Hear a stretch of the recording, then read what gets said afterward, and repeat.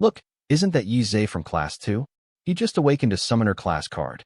A summoner? That's a rare class. He could sell that for 8 or 9 million. Easy. Who has that kind of luck? Oh, it's Yi Zhe. He's always ranked first in the grade. I think I heard him talking once about building a great wall to keep out the abyss. I didn't get it then, but man, he's set for life now. I stood in the center of the hallway at Lin Yuan City War Academy, surrounded by hundreds of students from the ordinary classes.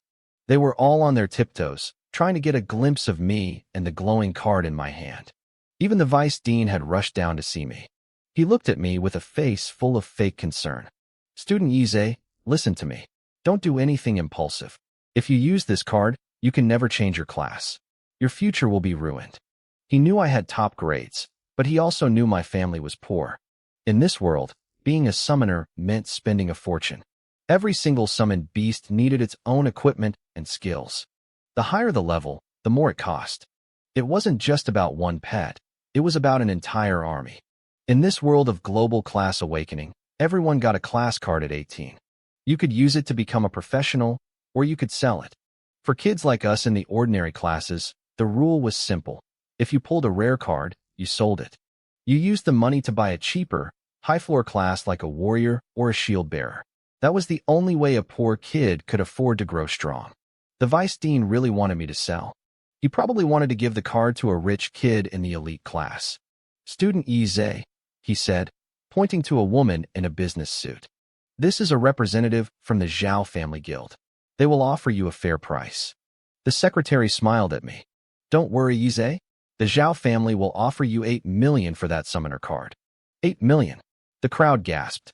For most people, that was more money than they'd see in several lifetimes.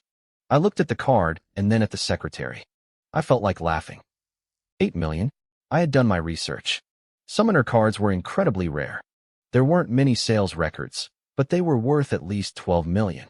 The vice dean was clearly taking a massive kickback from the Zhao family. If I were any other 18-year-old, I might have been blinded by the cash. But I wasn't just a student, I was a transmigrator. I had lived in this world for 18 years, watching the eternal abyss swallow our land and monsters crawl out of the shadows. In a world like this, strength was the only currency that mattered. 8 million was nothing compared to real power. Usually, selling would be the smart move for a commoner. But I had a secret. Along with this class card, I had awakened a god-tier talent, infinite gold suffix. Every time I leveled up, I could draw 1 golden suffix. I could attach these suffixes to anything, my attributes, my skills, or my summons. In this digitized world, quality was everything. White was common, green was good, blue was rare, purple was excellent, and orange was epic. Gold was legendary. People killed for legendary items. And I got one for free every single level. People said you needed money to play a summoner. Well, I had a cheat code. Why would I play a single warrior when I could build a legendary army where every soldier was a god? I'm becoming a summoner, I said firmly. I'm not selling. The vice dean's face fell. Don't be emotional, Yi Zhe. Think about your future. A summoner without money is the weakest class in the world. No guild will ever take you. The secretary's smile didn't fade. She had dealt with poor kids before. She thought I was just holding out for more money. She thought reality would eventually break me. She was wrong. I didn't say another word. I gripped the card, and before anyone could stop me, I crushed it. The card shattered into blue light, flowing into my body like a cold tide. You have changed classes to Rare Class, Summoner. Current level, 1. You may now draw 1 golden suffix. The hallway went dead silent. The vice dean looked like he'd seen a ghost. $8 million had just vanished into thin air. It was like watching someone win the lottery and then using the ticket to light a cigarette. I didn't care. I closed my eyes and looked at the prompt in my mind. It was time to draw. A powerful summoner was basically a one-man mercenary group. But that kind of power cost a fortune. Without money or resources, a summoner's pets were so weak they couldn't even clear a basic dungeon. Nobody expected me to actually go through with it. The vice dean's face turned bright red. He sputtered, pointing a finger at me, unable to find words. He looked like he was about to have a heart attack. The secretary from the Zhao Corporation didn't look happy either. Her eyes turned cold and disdainful. Stupid, she muttered. She had expected an easy acquisition, but instead, she'd run into a freak. She'd probably get chewed out by her bosses for failing. She turned on her heels, her high heels clicking sharply against the floor as she left without looking back. The crowd began to whisper and drift away. In this world, nobody wanted to waste time with a loser. Soon, the classroom was empty, leaving me alone with my thoughts. I wasn't bothered. I actually found it funny. People call me crazy, but they just can't see the truth. Explaining myself to them was a waste of time. I knew that only strength could truly shut them up. A man in a green shirt walked in. He had a refined, scholarly air about him. He looked at me for a long time. "Should I scold you for being impulsive?" he asked, "or praise you for turning down $8 million? I finally cracked a smile. "It's all thanks to your teaching, Teacher Liu." "I never taught you to pick summoner," he grumbled. This was Liu Boyan. He was my teacher and an old comrade of my late father. He sat down across from me, his eyes full of melancholy. My father had served with him in the Huaxia Demon Suppression Army. After my parents died in battle, Liu Boyan had looked after me like I was his own son. He could have arranged a safe future for me, but I had chosen the one path he hated most. "I'm going to be the strongest summoner in the world," I told him. "Get out of here," Liu Boyan barked. "My retirement pension can't afford to raise a summoner. That class is a bottomless pit of resources. Only the military or giant corporations can handle the bill." Despite his grumbling, he reached into his coat and slid a skill book across the table. "This is all I can do for you. After this, you're on your own." I stared at the book. It glowed with a soft blue light. A rare grade skill book.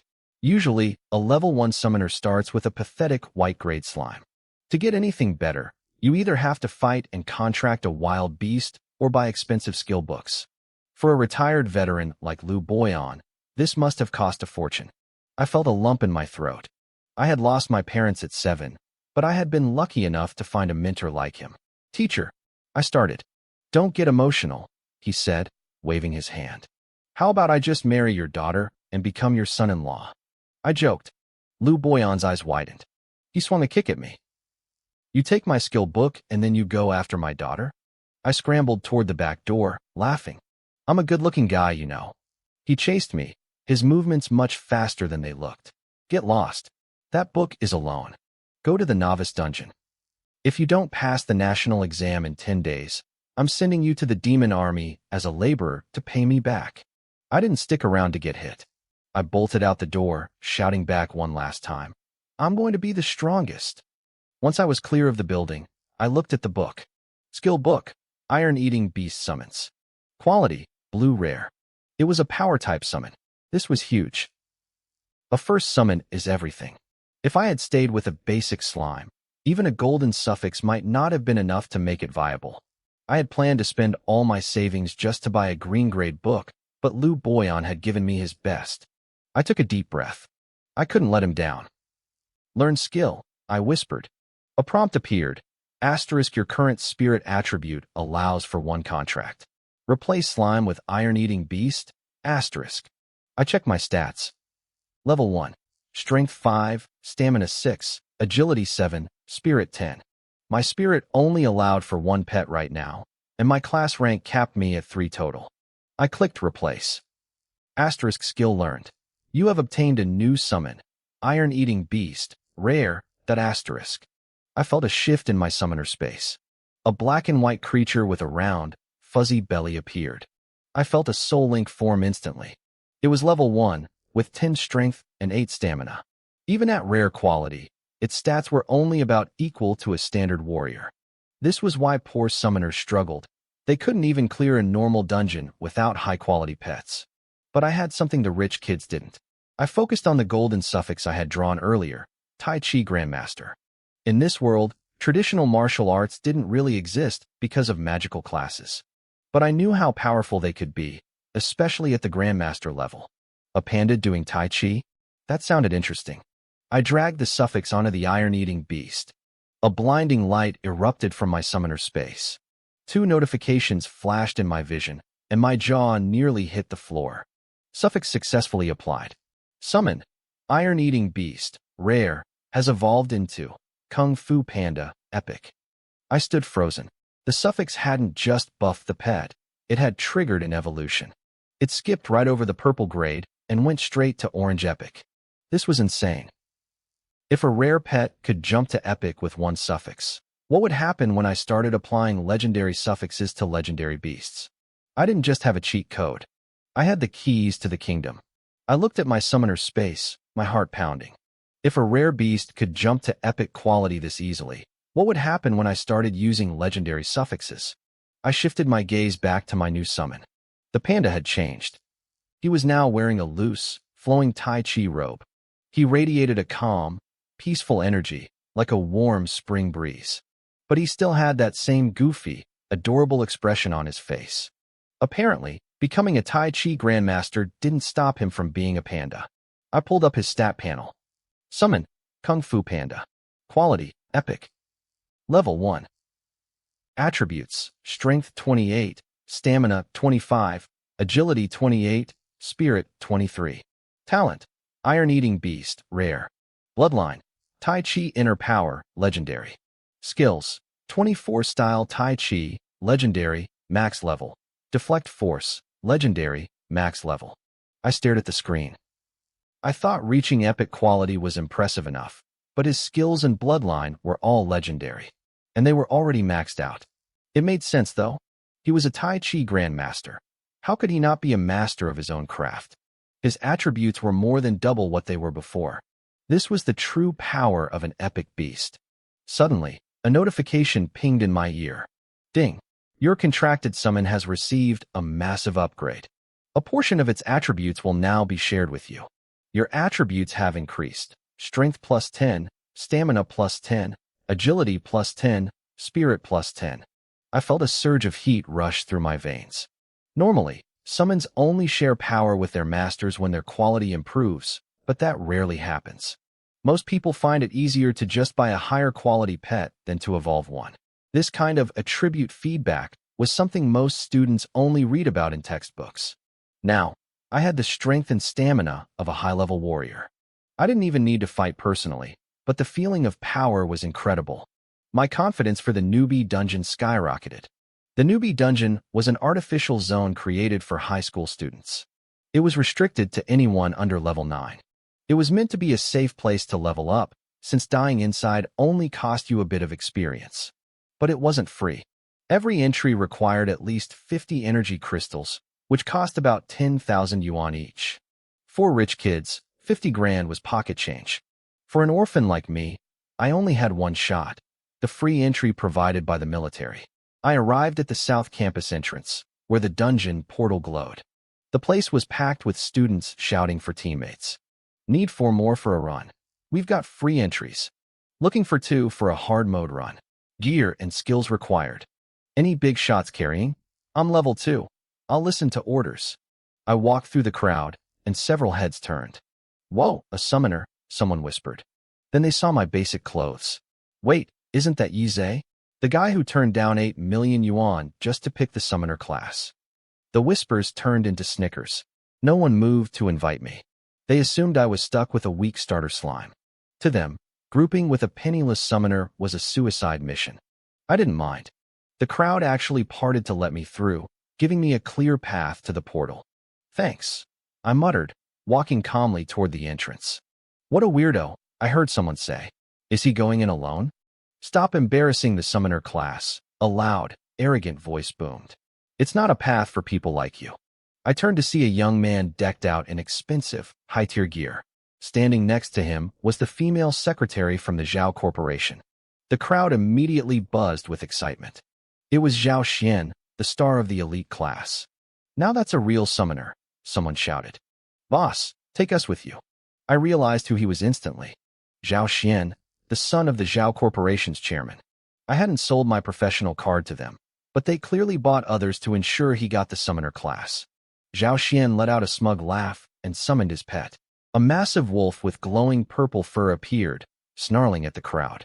Holy crap, a wind-chasing wolf. That's an extraordinary grade beast. The Zhao family is insane.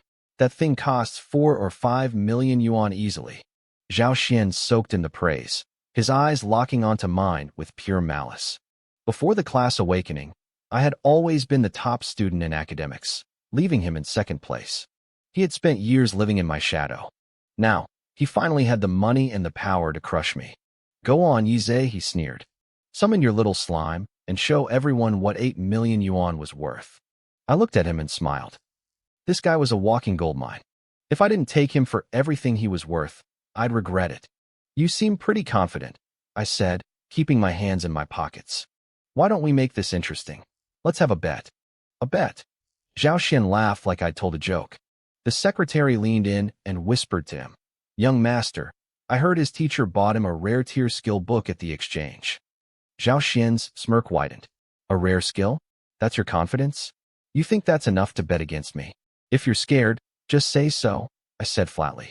Stop wasting my time. I knew his type. He was desperate to prove he was better than me. One little poke was all it took. His face turned beet red, his eyes bulging. Scared? Me? I'm worried you're too poor to pay up when you lose. The crowd went silent. A bet between the elite class and the regular class was rare, especially with someone as wealthy as Zhao Xian. I didn't hesitate. I pulled out my bank card. 1,824,750 yuan, I said, reciting my balance from memory. That's my stake. The crowd gasped. Where did a regular student get over 1 million yuan? I'd spent years working as a consultant for various guilds, coming up with marketing schemes and logistics plans. I'd saved every penny. Zhao Xian's eyes flickered. He hadn't expected me to actually have money. His gear was worth millions, but that was his father's money. His personal cash was a different story. Zhao Xian had maybe 500,000 or 600,000 in his pocket, plus another 2 million his family gave him for mana crystals. He hesitated for a split second, then remembered his advantage. He had a superior tier wind-chasing wolf and 2 superior tier attack skills. In his mind, I was just a lucky commoner with 1 rare tier summon. 2 million, Zhao Xian sneered, pulling out a gold-trimmed card. He didn't bother counting it out like I did. There's at least 2 million in here. How do you want to do this? My eyes lit up. 2 million? That was a beautiful number. Simple, I said. A speed run of the novice dungeon. Whoever clears it faster wins. Money was great, but I hadn't forgotten my real goal. I needed to level up and get stronger for the college entrance exams in 10 days. I needed every second to count. Zhao Xian let out a sharp, mocking laugh. You want me to grind a normal difficulty dungeon with you? I'm not wasting my time. My first run is going to be nightmare tier at the very least. The crowd buzzed with envy. Novice dungeons were ranked. Normal, elite, hard, nightmare, calamity, and hell. Most people were happy just to survive a normal run. Only rich kids like Zhao Xian, decked out in high-end gear, even dreamed of nightmare tier. I looked him dead in the eye. I'm talking about a solo run. Hell tier. Let's see who clears it faster. The silence that followed was deafening. Hell tier? Solo? People looked at the leaderboard displayed on the stone pillar. Under Hell difficulty, there were no records. Nobody had ever cleared it. Is he insane? Someone whispered. He wants to compare speed on a dungeon that's impossible to finish. Zhao Xian froze, then burst into a fit of laughter. I get it now. You're picking a difficulty neither of us can beat, so you don't have to lose your money. How pathetic. He didn't wait for me to respond.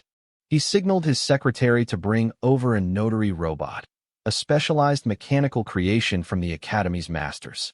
The Academy didn't ban gambling between students as long as it was official. Since it's a Hell tier run, the robot's metallic voice droned. The winner will be determined by whoever survives the longest inside. Do both parties agree? Agreed. Zhao Xian shouted, a manic glint in his eyes. He wanted to lock this in before I could back out. To him, this was free money and a chance to humiliate me forever. The round, penguin-like robot beeped. Contract established. Solo Hell tier challenge. Stake, 3,824,000 yuan. Winner takes all. The crowd moved back, giving us space. I could hear them pitying me. They thought I'd made a tactical error by forgetting this survival time rule. I didn't care. I felt a surge of genuine joy. I'd spent 10 years living on a razor's edge, scraping together every cent by using my knowledge of the world while hiding my lack of power. Now, for the first time, my strength finally matched my ambition. I wasn't just gambling, I was investing. I walked toward the dungeon portals. I bypassed the first 5 and stopped at the last one. It was a swirling vortex of blood-red energy. The sheer pressure coming from it made the students nearby shiver and retreat. Ding! You have selected Hell difficulty. A system prompt rang in my head. The danger level is extreme. Are you sure you want to enter? Confirm, I muttered. Warning, party play is strongly recommended. You are currently solo. Would you like to find a team? No. Stop talking and let me in. The system gave me 2 more warnings, probably to prevent students from committing accidental suicide. But I wasn't some hot-headed kid. I knew exactly what I was doing. Plus, a Hell tier entry usually cost 300 mana crystals, about 3 million yuan. This was a free ticket. I wasn't going to waste it. I stepped into the red light without a second thought. He actually went in. Someone gasped. He didn't even hesitate. Look at Zhao Xian, though. He's shaking. It was true. Standing before the blood-red portal, Zhao Xian's face had gone pale. He'd talked a big game, but the aura of a Hell-tier dungeon was terrifying. Realizing the crowd was watching, he cursed under his breath, steeled his nerves, and jumped in after me. The notary robot's voice echoed through the hall. The wager is live. Timers are starting, now. The world blurred. When my vision cleared, I was standing at the mouth of a desolate valley. Jagged black mountains surrounded me under a leaden sky. A biting, freezing wind howled through the rocks. Monster Mountain Range. I remembered this from my history books. This place had been corrupted by the abyss long ago, turning a lush ecosystem into a graveyard of mutated horrors. The dungeon was a perfect recreation of that nightmare. Come out, panda, I whispered. A massive taiji formation expanded across the ground. From the center of the light, a 2-meter-tall panda appeared. He was wearing tattered Taoist robes and looked almost cuddly, until he struck a perfect, white crane spreads wings pose. Woo, he grunted softly. My lip twitched. All right, panda. I get it. You know kung fu. I checked his stats again. His average attributes were around 25 points, double that of a standard level 1 warrior. Combined with his legendary tier skills, he was a walking tank. Our only weakness was gear. I couldn't afford a high-tier set, so we were going in naked. But in a place like this, the best gear was the loot we were about to take. See our crack. The rocks above the path shattered. For massive shadows burst from the cliffside, hurtling toward us like falling boulders. Stone-armored beast, level 3. Asterisk type, common monster. Skills, stone armor, heavy ram, asterisk. Level 3 mobs right at the entrance, and 4 of them. That was the Hell tier experience for you. Most level 1 players would be crushed instantly by that kind of momentum. I didn't move a muscle. Kill them. Panda stepped in front of me. He didn't look scared. He didn't even look excited. He just shifted his weight, his black and white paws moving like flowing water. Tai Chi grasped the sparrow's tail. The first beast slammed into him with the force of a freight train. Panda didn't push back. He absorbed the impact, his body pivoting slightly as he caught the beast's momentum and redirected it. With a subtle flick of his wrist, he sent the multi-ton monster crashing into its own comrade. The air around him seemed to ripple with an invisible force field. This wasn't just a skill, it was a masterclass in redirection. The counterattack was coming, and it was going to be devastating. The full force of the stone-armored beast's charge slammed into Panda, but he didn't budge. He used Grasp the Sparrow's tail, catching the beast's momentum and redirecting it with a fluid twist of his body. He spun the energy around and hurled it toward the second beast. Boom. A shock wave of energy exploded. Both monsters were launched backward, slamming into the cliffside with enough force to embed them deep into the rock. They didn't even have time to howl. They were crushed into a bloody mess instantly. Asterisk level 3 stone-armored beast killed. Experience +9, asterisk. Asterisk level 3 stone-armored beast killed. Experience +9, asterisk. 18 points of experience just like that. Between the Hell tier difficulty multiplier and the bonus for killing mobs at a higher level, my efficiency was through the roof. I felt a surge of excitement. At this rate, I'd level up in no time. Panda didn't stop to celebrate. He turned toward the other 2 beasts. They were fast, but they weren't epic tier panda fast. He moved like a blur, executing another Grasp the Sparrow's tail. 2 more thuds echoed through the valley. Experience, 36 out of 100. I was already over a third of the way to level 2. My next golden trait was getting closer. Standard newbie squads would have struggled for their lives against 4 of these things, likely facing a total wipeout.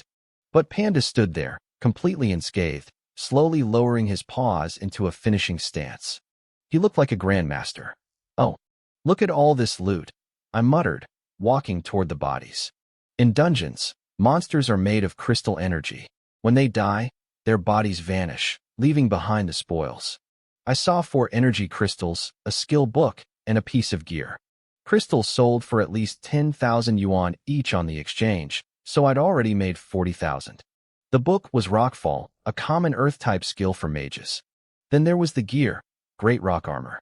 It was common tier, adding 50 health and 5 physical defense, though it cut agility by 2. I put it on immediately. As a summoner, survival was my priority. If I needed to run, I could always strip it off later. I signaled Panda to keep moving. According to my textbooks, the Monster Mountain range had 3 zones: the foothills at the entrance, the dangerous mountainside, and the final boss area in the abyss. Level 3 mobs should have been everywhere here, but the path ahead was empty. The mountain had gone quiet. Maybe we were too loud. These low-level mobs had felt the threat and were hiding, trying to lure me into the higher-level zones where the Real killers lived. I wasn't falling for it. In Hell-tier dungeons, the monsters have high intelligence. They're as cunning as the ones in the wild. I remembered a story from class about a mage who spared a cute monster only for it to backstab her healer. Her entire team died because of that one moment of mercy. Search the mountain, I ordered. Don't leave a single one alive. Panda's eyes sharpened. He began scanning every crevice and bush, eager for the hunt. Outside the dungeon, a crowd had gathered. They couldn't see what was happening inside, but they were placing bets on who would fail first. Most people assumed I wouldn't even make it past the first mob. 10 minutes have passed, someone whispered. Lin Yuan is still in there? That's actually impressive. Another 20 minutes, another said, checking their watch. 30 minutes total. Even Zhao Xian is staying in longer than I expected. Suddenly, the portal flashed. A weak, battered figure collapsed onto the ground. The crowd rushed forward, buzzing with excitement. Is it Lin Yuan? Did he finally get kicked out? Wait, it's young Master Zhao. Zhao Xian lay on the dirt, gasping for air. Seeing the crowd, he felt a twisted sense of pride. He'd survived 30 minutes in a hell-tier dungeon. He hadn't shamed the Zhao family name. In reality, his wind-chasing wolf had been mangled by the very first wave of stone-armored beasts. He'd spent the rest of his time sprinting and hiding in bushes until a monster finally sniffed him out. It was a pathetic performance, but in his mind, winning was all that mattered. He looked around, enjoying the attention, and saw his secretary looking pale and panicked. When did Lin Yuan come out? Zhao Xian asked smugly. 10 minutes ago? 5. The secretary bit her lip, her voice trembling. He hasn't come out yet. Zhao Xian bolted upright, his eyes widening until they were nearly popping out of his head. What? He couldn't process it. He had an excellent tier beast and barely survived by hiding. How was Lin Yuan still in there? The crowd started whispering. Zhao Xian came out first. Then he lost the bet. Lin Yuan actually beat him? No one in the elite class has ever done that. Zhao Xian's face went pale, then red with rage. He hadn't just lost a bet. He'd lost over 2 million yuan, money intended for 3 dungeon runs. Now he didn't even have his 1 free entry left. It was a total disaster. How is he still in there? Zhao Xian hissed, staring at the portal. Why haven't the monsters found him yet? Inside the dungeon, I was asking the same thing. Where are these monsters hiding? Panda and I were doing a literal sweep of the foothills. My backpack now held 9 crystals, 2 skill books, and a heavy axe. Experience, 81 out of 100. I'd hunted down 5 more stone-armored beasts.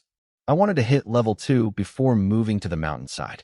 I had no idea what Zhao Xian was doing, but I assumed he was moving just as fast as me. Finally, 3 more shadows emerged. Gray-haired hunters, level 3. They were trying to pin me down, waiting for me to move into the mountainside so they could ambush me from behind. It was a clever plan, but they didn't expect me to hunt them first. Panda stepped forward, his paws moving in a rhythmic blur. Whether it was armored beasts or fast hunters, it didn't matter. Under the power of his Tai Chi, everything was a one-hit kill. These gray-haired hunters weren't as sturdy as the armored beasts. They lacked that raw, bone-crushing impact. Panda didn't even need to use his defensive Tai Chi moves. With an attack stat more than double that of a standard warrior, he was a force of nature. One punch, one kill. I watched the notifications roll in. 9 experience points for the first hunter, 9 for the second. By the time the third one hit the dirt, I had racked up 27 points from the group. A golden light erupted around me. I felt a surge of warmth flowing through my limbs. Level 2. Finally, my base stats jumped across the board. Strength, constitution, agility, and spirit all increased by 5 points. I also gained 5 free attribute points. But the real prize was my talent. I had earned another infinite gold trait draw. This was exactly what I had been waiting for. I quickly looted the hunters, pocketing 3 crystals and a gray hat. Without hesitation, I dumped all 5 of my free attribute points into spirit. For a summoner, spirit is everything. It dictates the strength of the contract, the growth of the beast, and the raw damage of their skills. Then, I triggered the draw. The familiar golden spectrum swirled around me. Hundreds of golden streaks blurred past my eyes, humming with power. I didn't wait this time. I reached out and snatched a glowing streak right out of the air. A new epic tier trait appeared. You are what you eat. It was a growth-type trait. It allowed the beast to digest any item and gain permanent attribute bonuses based on what was consumed. My eyes lit up. In the early game, growth traits are worth 10 times more than combat traits. They build the foundation for a god-tier monster. I immediately assigned the trait to Panda. A soft glow covered his fur as the trait took hold. He was still an epic tier summon, but now he was something more. He needed to grow. He needed to eat. The problem was, I didn't bring any snacks. I rummaged through my bag and pulled out a monster crystal. Can you eat this? I asked, holding it out. Panda looked at the crystal for half a second, snatched it, and tossed it into his mouth. Crunch. A notification popped up. Consumed crystal. Spirit +1, max mana +20. I stared at him. He looked like he just ate a piece of candy. It actually worked. Crystals were pure energy, so they boosted his mental stats. My mind started racing. What else could he eat? I pulled out the heavy iron axe I'd looted earlier. How about this? Panda didn't even hesitate. He bit the iron head right off the handle. Crunch. Crunch. Consumed heavy axe. Strength +1. This was insane. He was literally eating weapons to get stronger. This trait was just as broken as his Tai Chi. I kept digging through my backpack and found a skill book for a move called Full Power Strike.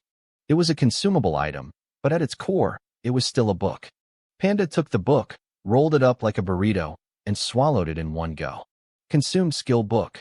Strength +1. I laughed out loud. Knowledge really is power. Panda looked a bit disappointed, though. The book was too small. He barely tasted it. I decided to go all in. I pulled out my last skill book, Falling Rock Technique, and handed it over instead of saving it to sell. He gulped it down. Consumed skill book. Earth Element Mastery, +3%. Now we were talking. Element Mastery was the hardest stat for mages to increase. It boosted elemental damage and reduced incoming magic damage. If I fed him enough, I could make him a walking nightmare for any spellcaster. I made a mental note. Once I got out of here, I was going to buy every cheap skill book on the market. With my bag empty and Panda fed, we left the foothills and began the climb toward the mountainside. The atmosphere changed instantly. The cliffs were steep and narrow, and a biting cold wind whistled through the rocks. This was the territory of high-level monsters. In a normal run, these creatures acted as mini-bosses. I hadn't walked 10 paces before a sharp cry pierced the air.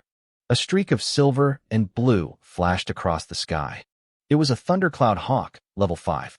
Its feathers shimmered with faint sparks of electricity. This was an elite-tier monster, the flying equivalent of a green-grade summon.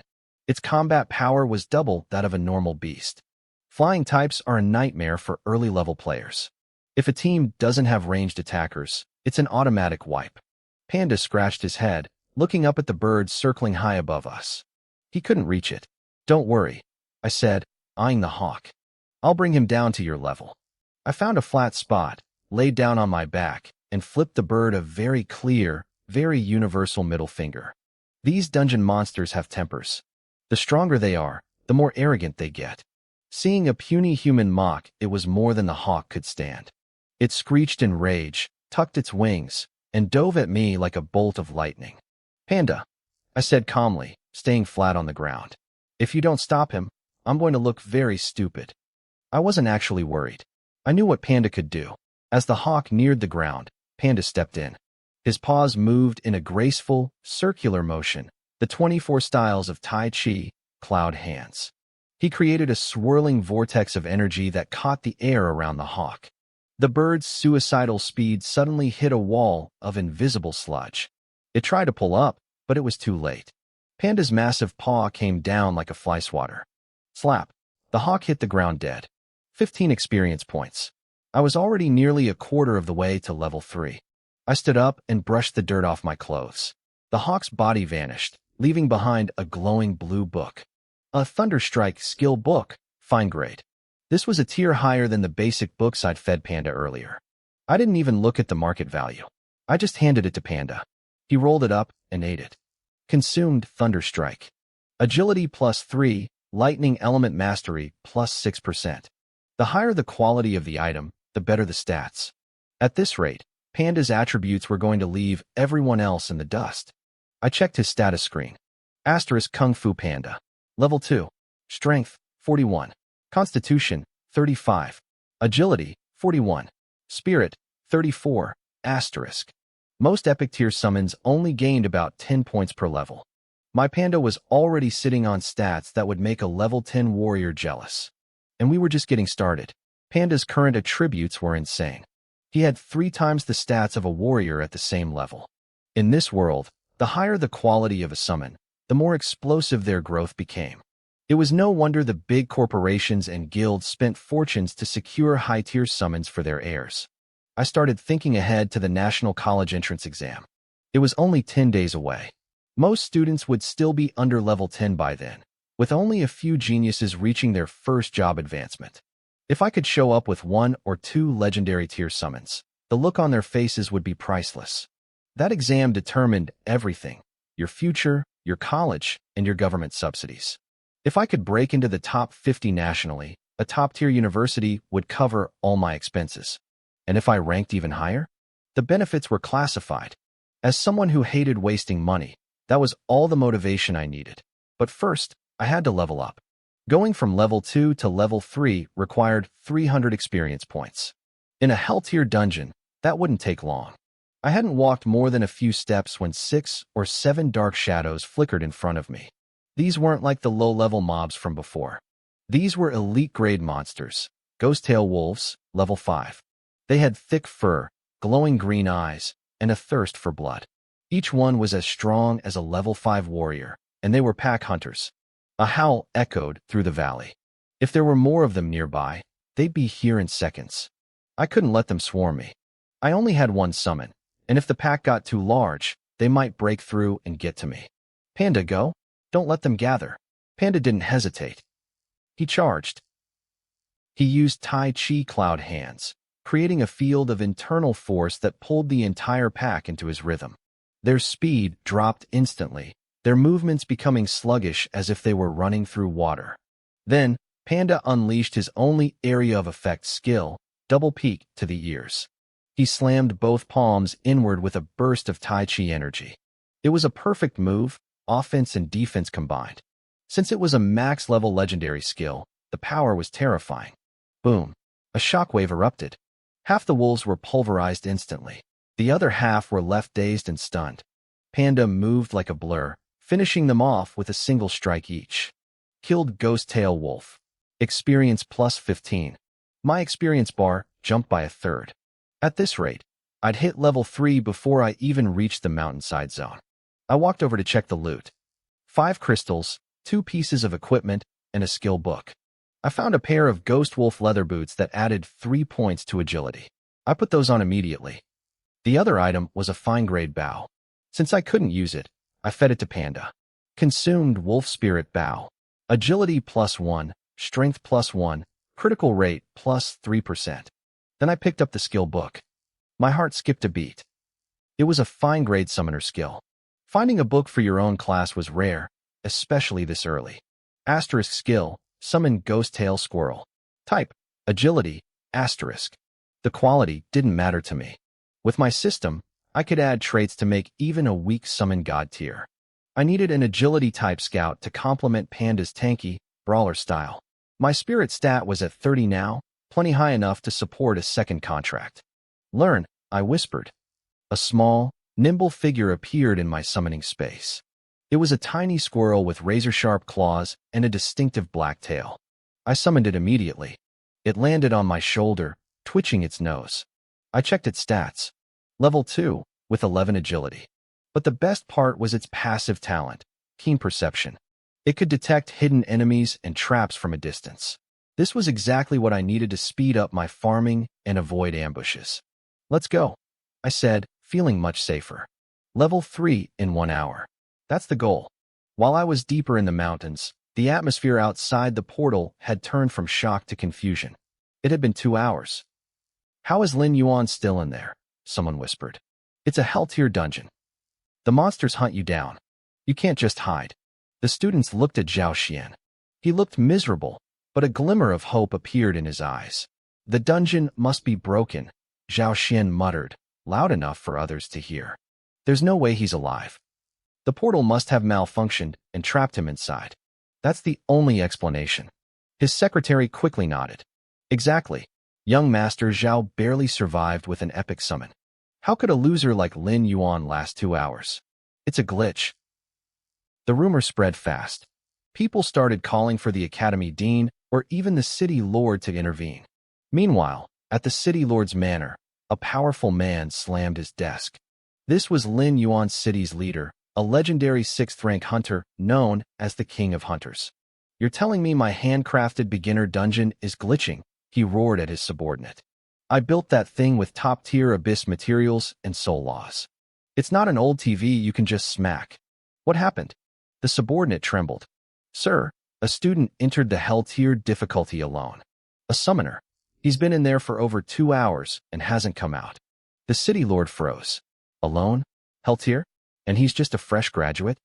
He grabbed his coat. This wasn't a glitch. This was either a suicide or a miracle. And he wanted to see which one it was. 2 hours had passed, and I still hadn't come out. Outside, the city lord of Lin Yuan's city, Wan Feiping, was deep in thought. Known as the King of Hunters, he was a legendary 6th-rank powerhouse. His hair was a bit messy, and his face, marked with faint scars, showed a rare trace of bewilderment. His assistant stood nearby, looking worried. It's been over 2 hours, sir. Do you think he's hiding his true strength? Wan Feiping let out a dry laugh.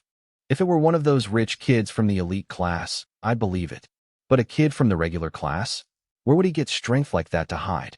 The assistant nodded, realizing his mistake. As Wan Feiping stood up to head toward the dungeon portal, he muttered to himself. He had designed that hell-tier difficulty specifically to crush the egos of those arrogant elite students. He wanted them to know there was always someone better and to realize how terrifying demons truly were. It wasn't meant to be beaten. In that case, how could anyone clear it? The assistant asked. Exactly, Wan Feiping replied, grabbing a set of keys. Hurry, get the repair materials and soul restoration items from the warehouse. If the portal is actually glitching, I'll have to fix it myself. Inside the dungeon, I had no idea about the chaos outside. I wasn't worried at all. In fact, the farming was getting easier. My only concern had been a surprise ambush, but with my squirrel scouting ahead, I was never caught off guard. The squirrel tracked the enemies, and I lured them into traps. Panda was a beast. With his insane stats, he didn't even need skills most of the time. One palm was usually enough to end a monster. If not, two did the trick. Notifications flashed constantly. I killed thunder bamboo shoots for 15 XP, gray wolves for 30, and stone-armored beasts for 40. My experience bar was soaring. Along the way, I fed the loot to Panda, boosting his stats by another 7 or 8 points. Suddenly, the squirrel scurried back to me. It stood on its hind legs, tail erect. In its left paw, it held a fine-grade short sword I'd given it earlier. In its right paw, it held a small blue flower. It was a windbell flower. This was a green-quality herb that stored wind element energy. These were rare in dungeons, purified by supernatural forces. I hadn't expected the squirrel to have a knack for foraging. "Good job," I said, patting its head. I took the flower and handed it to Panda. If he could eat equipment and skill books, a herb should be fine. It was tiny in his massive paw, but the effect was instant. Panda gained 10 points in speed and a 7% boost to wind element mastery. He really could eat anything. I made a mental note to buy more herbs once I got out. As we moved forward, Panda lunged at a stray gray wolf that had been separated from its pack. One hit, and it was over. A golden light erupted around me. I had reached level 3. My stats jumped. Strength +3, Constitution +3, Agility +5, and Spirit +10. I also got 5 free attribute points. But the best part was my talent. I had earned another infinite gold entry draw. I rubbed my hands together, feeling the excitement. The level 5 monster zone was cleared. It was time to pull. Golden entries swirled around me like a sea of stars. This time, I reached out with both hands, trying to grab 2 at once. My luck wasn't that high, though. I ended up with just 1. I pulled a legend tier entry, Shadow Master. This was a pure combat entry. It allowed the user to control shadows and become an assassin in the dark. It felt just as powerful as the Tai Chi Master entry. I thought about it for a second. Panda was my frontline tank and brawler. I needed an assassin. I assigned the Shadow Master entry to the squirrel. The transformation was immediate. The squirrel evolved from a green-grade creature into an orange-tier epic summon, the Shadow Squirrel. Its fur turned pitch black, shimmering with a dark, ghostly light. Its aura changed completely. At level 3, its stats were terrifying. Strength 43, Agility 49, Spirit 38. It gained 3 powerful skills, Shadow Shield, Shadow Clone, and Shadow Bind. The Shadow Clone skill was insane. For 20 mana, it could create a clone with 80% of its original stats that lasted 4 hours. With its current mana pool, the squirrel could theoretically summon 40 clones at once. I had just created a one-man army. As the squirrel grew, my own stats increased through the feedback loop. My constitution was now almost as high as a warrior of the same level. A level 3 summoner with 2 epic tier pets? No one would believe it. With my confidence at an all-time high, I led my team toward the final stage of the Hell tier dungeon, the Sunken Valley. The valley wasn't quiet. The ground was cracked, glowing red with heat, and charred bones were scattered everywhere. It looked exactly like the hell described in my history books. Suddenly, a roar shook the sky, vibrating in my chest. There were no minions here. No elite guards. Just one massive, demonic figure stepping out from the shadows of the valley. I caught my breath as I looked at its stats. This was a true monster. The king of the mountain range, the Scarlet Demon Lion. It was level 10, rare grade, and its strength was a staggering 145 points. Its constitution was 140. Agility 105. Spirit 68. It had a terrifying arsenal of skills. Ink Breath, Crushing Impact, Searing Claw, and the Bloodline of the Lost. This was a 5-star rare beast. In this world, stars represented the sub-tiers within a grade.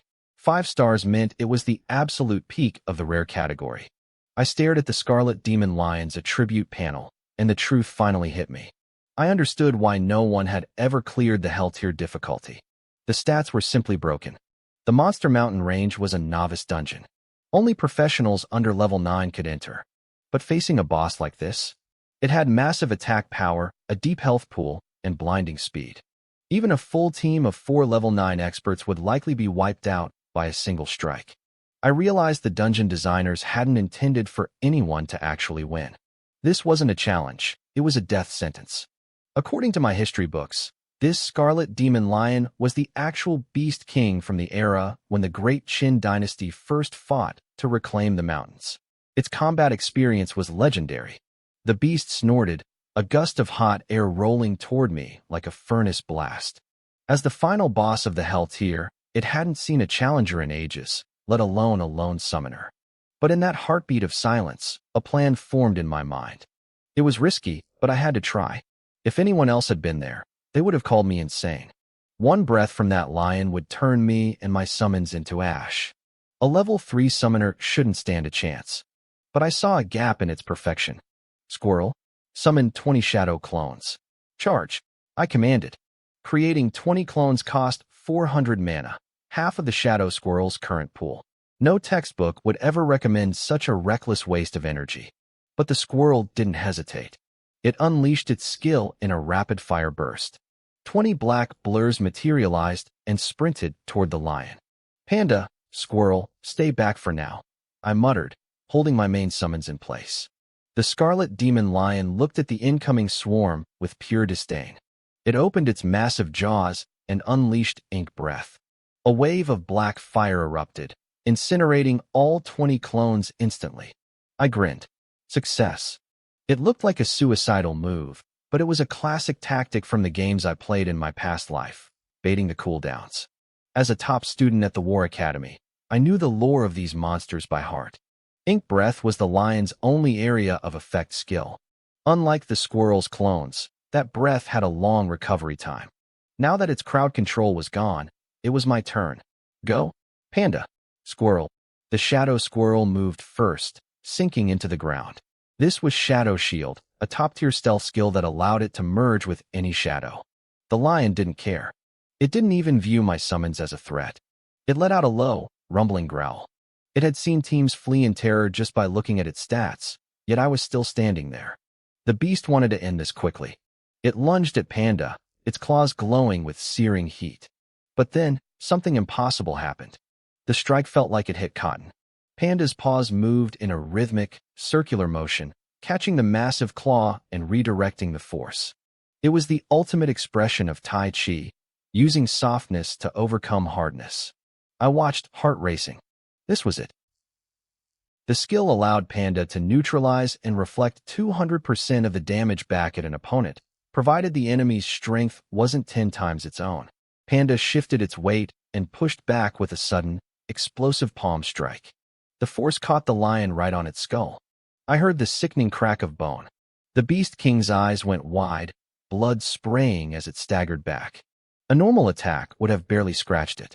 But Panda had used the lion's own massive strength against it. A strike to the head was lethal. This was the core of my strategy.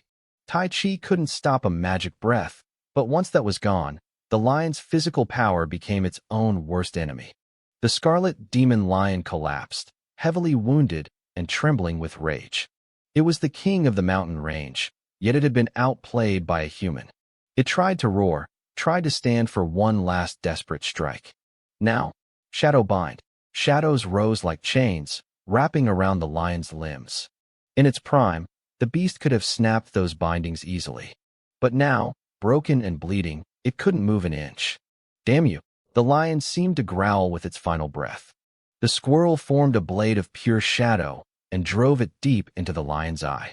Even then, it took Panda and the squirrel another minute of relentless attacking to fully extinguish the monster's life force. A golden notification flashed before my eyes. Final boss slain. Experience plus 500. Congratulations. You are the first professional to clear the Hell Tier Novice Dungeon. You are now ranked number 1 on the National Hell Tier leaderboard. First clear reward. Experience plus 1000. Exclusive first clear treasure, chest X1. My body surged with power. I had reached level 4. My talent triggered again, granting me another unlimited gold trait draw. Meanwhile, outside the dungeon, a massive crowd had gathered. Word had spread that the dungeon might be malfunctioning. Even the vice dean of the War Academy had arrived. Zhao Xian stood near the entrance, his smug expression returning. People were whispering all around him. If the dungeon glitched, what happens to Lin Yuan? He's probably being mauled over and over. Poor guy. What about the bet? Lin Yuan's 2 million yuan is definitely gone now. Zhao Xian's smirk widened. Even the vice dean sighed, thinking I had simply let my past academic success go to my head. Suddenly, the massive blue screen above the portal flickered. The names of the current teams vanished. A giant, golden announcement scrolled across the display in letters so bright they were blinding. Congratulations to Lin Yuan from the War Academy. First clear of the Hell Tier Novice Dungeon, Monster Mountain Range. ranked number 1 on the national leaderboard. The silence that followed was absolute. For 10 long seconds, nobody breathed. Zhao Xian, the vice dean, and every single student stood frozen, staring at the screen in total shock. The crowd stood in stunned silence. Confusion and disbelief washed over their faces like a physical wave. Nobody could believe it. A commoner summoner? A guy with no money to train his beasts, someone whose combat power was supposedly weaker than a basic warrior? He had cleared a hell tier dungeon. It felt impossible. Then, every head turned simultaneously toward the leaderboard. This was the official record for the novice dungeon. Before today, it only showed rankings for normal, advanced, hard, nightmare, and calamity. Now, under the glowing header for hell tier, a single name appeared at the very top. Rank 1, Lin Yuan. Clear time, 2 hours, 13 minutes. The vice dean adjusted his glasses, staring hard at the screen. He looked like he was questioning if his eyesight had finally failed him. Beside him, Zhao Xian and his female secretary turned deathly pale. Their faces were completely drained of blood. This wasn't just a local school ranking. This was a national leaderboard. My name was etched there for the whole country to see. There was no denying it anymore. Is he insane? Someone whispered. Soloing hell tier? He must be a monster. And it only took him 2 hours? I remember the record for calamity tier was over 4 hours. If they knew that the terrifying final boss was actually the part that took me the least amount of time, I wondered what they would think. Some people in the crowd started to murmur, wondering if this was the true hidden potential of a commoner summoner. They questioned if rich kids were actually worse at the class. It was a ridiculous thought, but my performance had shattered their reality. Zhao Xian looked like a ghost. The light in his eyes vanished. He was finished. But his secretary was even more terrified. She had insulted me this morning, calling me a fool. Now she realized she had insulted a man who held a national record. Her body began to tremble. Her entire status depended on the Zhao Guild, and she had just offended a potential superstar. Suddenly, her phone buzzed. It was a message from the president of the Zhao Guild, Zhao Xian's father. You're at the War Academy, right? The message read. A national number 1 just appeared there for the hell tier dungeon. Find him immediately. Build a relationship at any cost. This kind of talent will be scouted by every major guild and corporation. Even if we can't recruit him, we must show him goodwill.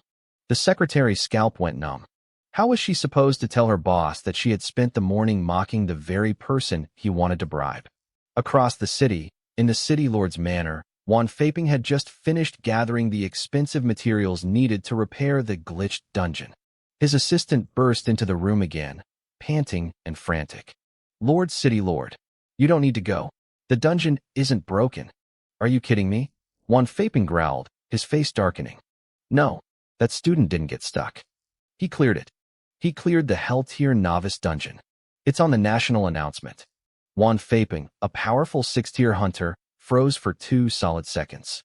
He had designed that hell tier difficulty himself. He had made it specifically to humble arrogant rich kids. How, he muttered. The boss I designed. It's impossible for a novice. The record is there, sir. It's real. You don't need to worry about the repairs anymore. Before the assistant could finish, Wan Feiping grabbed him by the collar with a massive, muscular hand. Are you stupid? This is even more important. A national number 1 appeared in my city. Forget the repairs. I need to see this kid. He tossed the repair materials aside and sprinted out.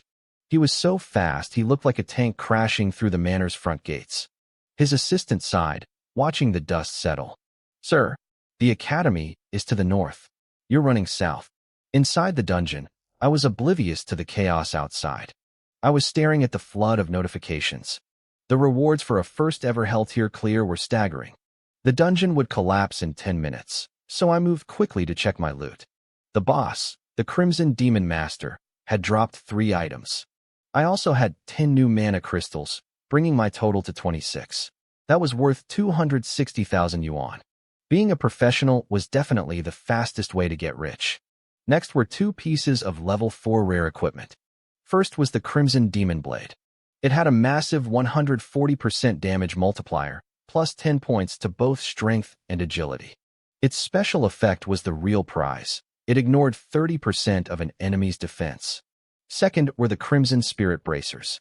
These gave 10 points to strength and 5 to both constitution and agility, with a 40% boost to attack speed. These were top-tier rare items, nearly as good as epic grade. Even someone like Zhao Xian, with a major guild backing him, only had basic rare gear. High-stat items like these were rare on the market and usually cost millions at auction. I didn't hesitate. I equipped the Crimson Demon Blade on my Shadow Squirrel and gave the Crimson Spirit Bracers to my Panda. Summoned beasts could wear gear just like players, which was why the class was so powerful and so expensive. Keeping a full team geared up would bankrupt most people, but for me, it was an investment. Finally, I pulled out the first clear treasure chest. The textbook said these had a high chance of dropping class-specific gear. "Come on, give me something good," I muttered. A deep red glow burst from the chest as the lock clicked open. "You have opened the Hell Tier first clear chest. Received 100 mana crystals. Received Hell's Newcomer Badge accessory. Received Spirit Ring exclusive equipment. 100 crystals? That was 1,000,000 yuan right there." My heart raced. I looked at the badge first. It gave 10 points to every single stat: strength, agility, constitution, and spirit. It was a commemorative item, something the military valued highly as a mark of courage. For me, the stats alone were incredible. The badge was a passive item. I didn't even need to wear it. Just having it in my backpack granted me the bonuses. I tucked it away and turned my attention to the exclusive equipment, the Spirit Ring. It was an excellent tier item, specifically for summoners. It granted 10 points to agility, 20 to spirit, and a massive 200 to mana. But the special effects were what really caught my eye. If my summoned beasts were near me, my movement speed increased by a staggering 100%. On top of that, it had an active skill called Aura. It allowed me to copy one skill from a contracted beast and store it for my own use. It cost 100 mana and had a 1-hour cooldown. My jaw dropped. I realized this was part of a set, one half of the spirit set. The speed boost alone was incredible for a fragile summoner, but copying a skill changed everything. For a normal summoner who relied on a swarm of weak monsters, this might be mediocre. But my beasts had epic and legendary skills. I thought about the Shadow Squirrel's Shadow Shield, or its Shadow Clone. If I could use those myself, my survivability would skyrocket. I immediately put the ring on. My spirit stats surged to 88 points. That was double what a mage of my level would have. I didn't waste time. I activated the ring and chose to copy the Shadow Squirrel's Shadow Shield. A strange sensation washed over me, a lingering urge to melt into the shadows. I held it back, keeping the skill stored for an emergency. If anyone tried to ambush me outside the portal, they were in for a lethal surprise. Next, I checked my experience. I was sitting at 805 out of 1,300 for level 4. Killing the boss gave me 500 points, and the first clear bonus added another 1,000. I had skipped level 3 entirely and was already halfway to level 5. That meant another talent roll. I triggered the draw. A golden light flooded my vision as countless words blurred past. I waited a few seconds before reaching out. "You have drawn a golden legendary talent, Treasure Sniffer." This talent allowed me to smell the scent of nearby treasures, identify their value, and pinpoint their exact locations. My eyes lit up. This was a top-tier utility skill. It would be perfect for the next zone I planned to visit. Then, I looked at the timer and cursed. I only had 5 minutes and 14 seconds left before the dungeon forced me out. After the boss dies, the instance only stays open for 10 minutes. This was a hell-tier dungeon. There had to be rare herbs and hidden loot scattered around. I hadn't looked for them before because I didn't want to waste time, but now I had the perfect tool. I immediately assigned the Treasure Sniffer talent to my Shadow Squirrel. It was fast, agile, and had a keen nose. Evolution successful, the system chimed. Shadow Squirrel, Epic, has evolved into Shadow Treasure Sniffer Squirrel, Epic. The squirrel's appearance didn't change much, but its quality rating gained an extra star. It started sniffing my clothes frantically. "Stop sniffing me," I muttered. "Go find the treasures." The squirrel twitched its nose, locked onto a scent, and vanished into the brush. "Use your clones," I shouted after it. "We're low on time. Bring back everything you can." For shadows split off from the squirrel, racing in different directions. It was the ultimate scavenging combo. I watched the clock tick down. For minutes, 3 minutes. At the 2-minute mark, the main squirrel returned carrying a bright red fruit. This was the highest value item it could find. I checked the stats. It was a moyen fruit, a blue rare item infused with fire energy. It was used for high-level alchemy or explosives. Rare fruits like this were usually only found by the military or top-tier universities. I didn't feel like selling it. I tossed it to my panda. "Eat up," I said. "You are what you eat." The panda gulped it down. A small explosion echoed from its throat, and a puff of black smoke escaped its lips. Its strength jumped by 6 points, and its fire element mastery increased by 15%. With the level-ups and the fruit, its strength was now a terrifying 83 points. With only seconds remaining, the 3 clones returned. They brought back 3 more windbell flowers. The squirrel didn't even wait for my command this time. It just tossed them into the panda's mouth. It was a hilarious sight. The flowers added 27 points to speed and 18% to wine mastery, but I noticed the gains were diminishing. The more it ate of the same item, the less the "you are what you eat" talent provided. I sighed. There went my plan of feeding the panda 100 swords to make it invincible. The countdown hit 0. A white light enveloped me, and the mountain range vanished. That 2 million yuan bet should be mine now, I thought, a smirk forming on my face. But as the world materialized around me, the smirk froze. I wasn't met with silence. I was met with a wall of cameras, flashing lights, and a sea of screaming people. Reporters from the Yuan City Daily and various professional news outlets had the exit blocked off. "Lin Yuan, how does it feel to be the first person to clear a hell-tier dungeon? You're a summoner from the ordinary class. Have you discovered a secret playstyle? Is it true you only entered the dungeon because of a bet?" Flashbulbs popped in my face like rapid fire. I was surrounded. I looked at the frantic reporters and then at the shocked faces of my classmates. I realized then that my quiet life was over. I just wanted to clear a dungeon, but I had accidentally turned myself into the biggest news story in the city. Even if your family was drowning in money, it was hard to get a dozen news outlets to show up for a private interview. Yet here they were, all swarming me at once. I realized that even if my college entrance exams went south, this level of fame could turn me into a massive influencer. I'd never have to worry about money again. Before I could say a word, a young man in a sharp suit pushed through the crowd. When the onlookers saw his uniform, a wave of whispers broke out. He was from East China Tactical University. I'd never heard of the place, but the people around me were losing their minds. Apparently, it was a specialized school that trained tactical commanders, the kind of elite talents that high-level professional teams fought over. The man walked straight up to me with a beaming smile. "Student Lin Yuan," he said warmly. "I'm a recruitment officer for East China Tactical University. Tell me, have you self-studied tactical theory?" I blinked, confused. Tactical theory? I knew what it was, analyzing battlefields and constructing complex strategies for high-end combat. But as I thought back to my run through the dungeon, I remembered just charging in and killing everything in sight. Did that count as a tactic? "No," I said, shaking my head. "I've never studied it." Instead of looking disappointed, the recruiter's face lit up with pure joy. He looked like he'd just found a gold mine. To him, the fact that a student from an ordinary class could clear a hell-tier dungeon without formal training meant I was a natural-born tactical genius. He probably thought I'd manipulated the monsters into killing each other or used some brilliant environmental trap. "A genius," he exclaimed, his eyes glowing. "If you can do this on pure instinct, imagine what you'll achieve with systematic training. You'll be a tactical grandmaster." He grabbed my hand, looking revitalized. "Lin Yuan, if you pass a simple assessment, I can offer you special admission. We'll even throw in a top-tier freshman subsidy." The crowd exploded. Special admission? A subsidy? Last year, less than 3 people in the entire city of Lin Yuan got that kind of treatment. Some students were jealous, while others claimed the school must be a scam. But those who knew better shut them down quickly. East China Tactical was ranked second in the country. I looked at the invitation that everyone was dying for and slowly shook my head.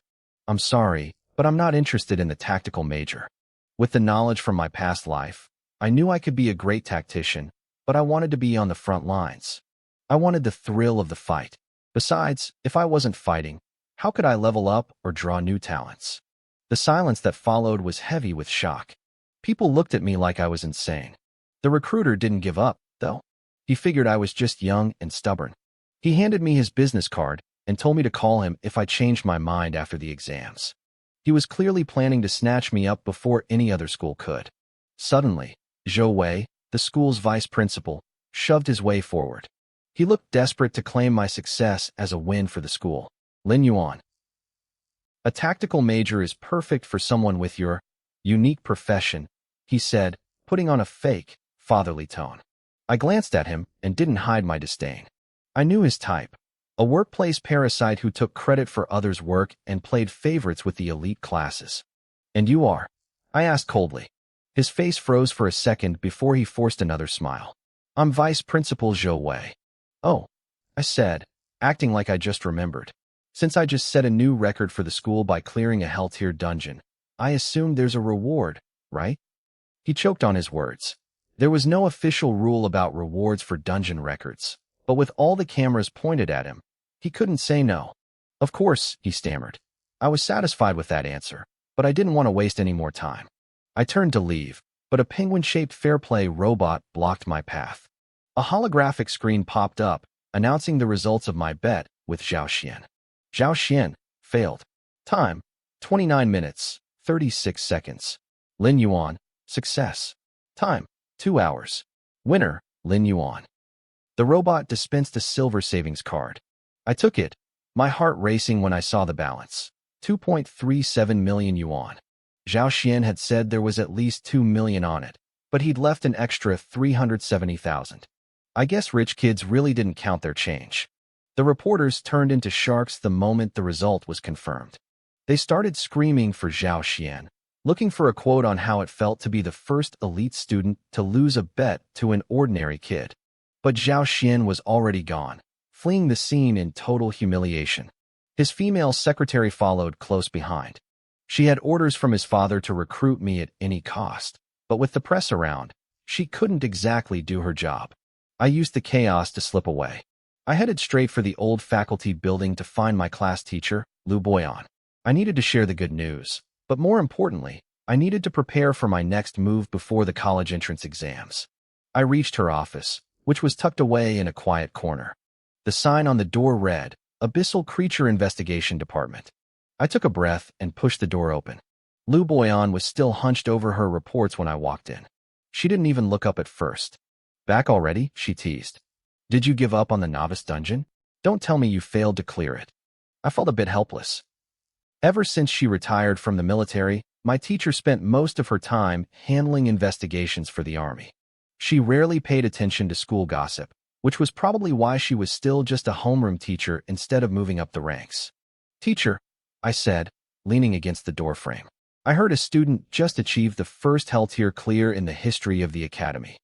Lu Boyan finally dropped her pen. She looked up, her interest piqued. We actually have that kind of talent in this school. Hell tier isn't just about raw power. You need tactics and the ability to adapt under extreme pressure. She noticed the weird look on my face. I was trying very hard not to smirk. What? She asked. Do you know this person? You know him too, I said. He's a model student. Exceptionally handsome, charming, brilliant, and brave.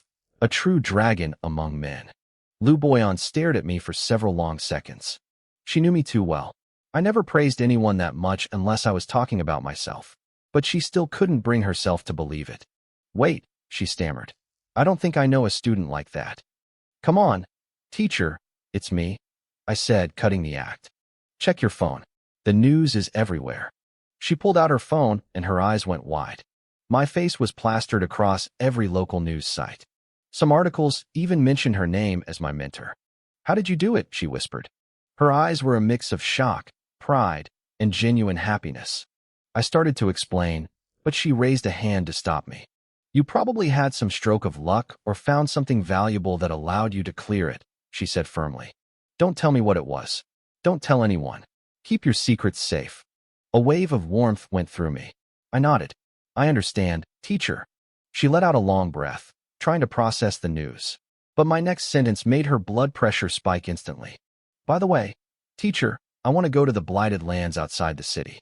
I need you to sign off on me becoming a temporary scout for the demon suppression army. Are you insane? She roared. You want to go there and die? The blighted lands, or the abyss frontier, weren't like the dungeons. Dungeons were controlled environments.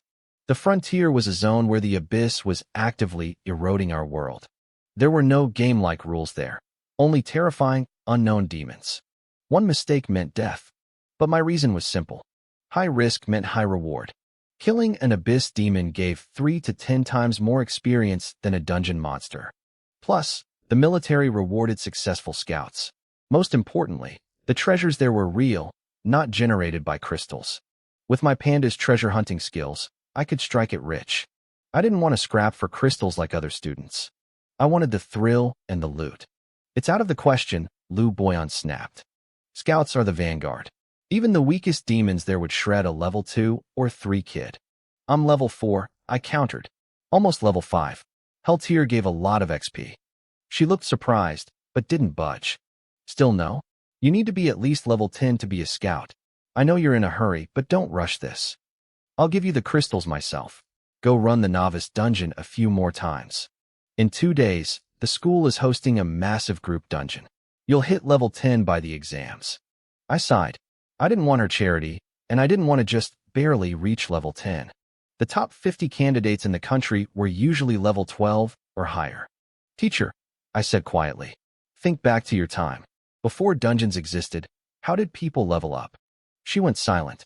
Dungeons were a recent invention, built by high-level heroes using materials scavenged from the abyss. Back then, she whispered, lost in memory, we had no choice. Level 1 awakened had to go to the frontier and fight for their lives. We had no gear, no safety.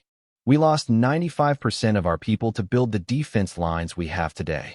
Exactly, I said. If they could do it, why can't I? I'm not rich, teacher.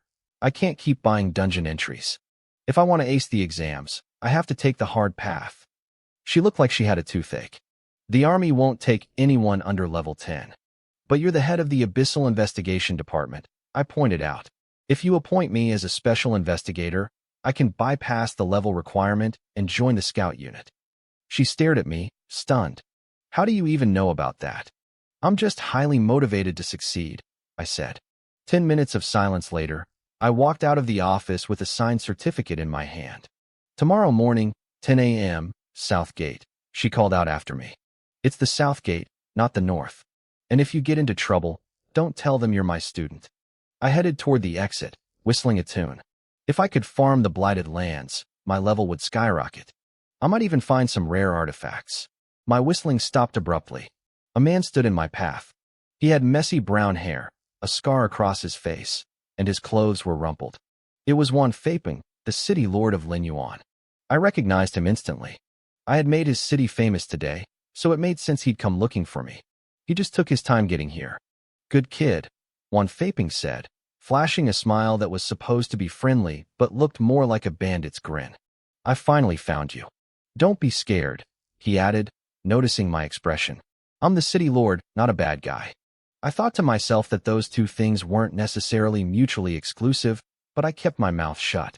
He was a level 6 powerhouse, one of the best in the country, but he had the vibe of a total rogue. He stepped forward and threw a heavy arm around my shoulder like we were old war buddies. Listen, kid, he said, leaning in close. I've got a deal for you. You did well clearing the hell-tier difficulty I designed, Wan Faping said, his voice booming. You even managed to make Linyuan City famous for once. He leaned back, his bandit-like grin widening. As a reward, I'm letting you pick any one item from the Linyuan City vault. My eyes lit up instantly. The fake smile I'd been holding vanished, replaced by genuine excitement. One item? Any item. I'm Wan Faping, he grunted, slapping his chest. My word is my bond. Let's go. The Linyuan City Vault was also known as the City Lord's private treasury. It held the greatest wealth in the entire region, countless pieces of gear, rare tools, and exotic treasures. Only the City Lord had the authority to open it.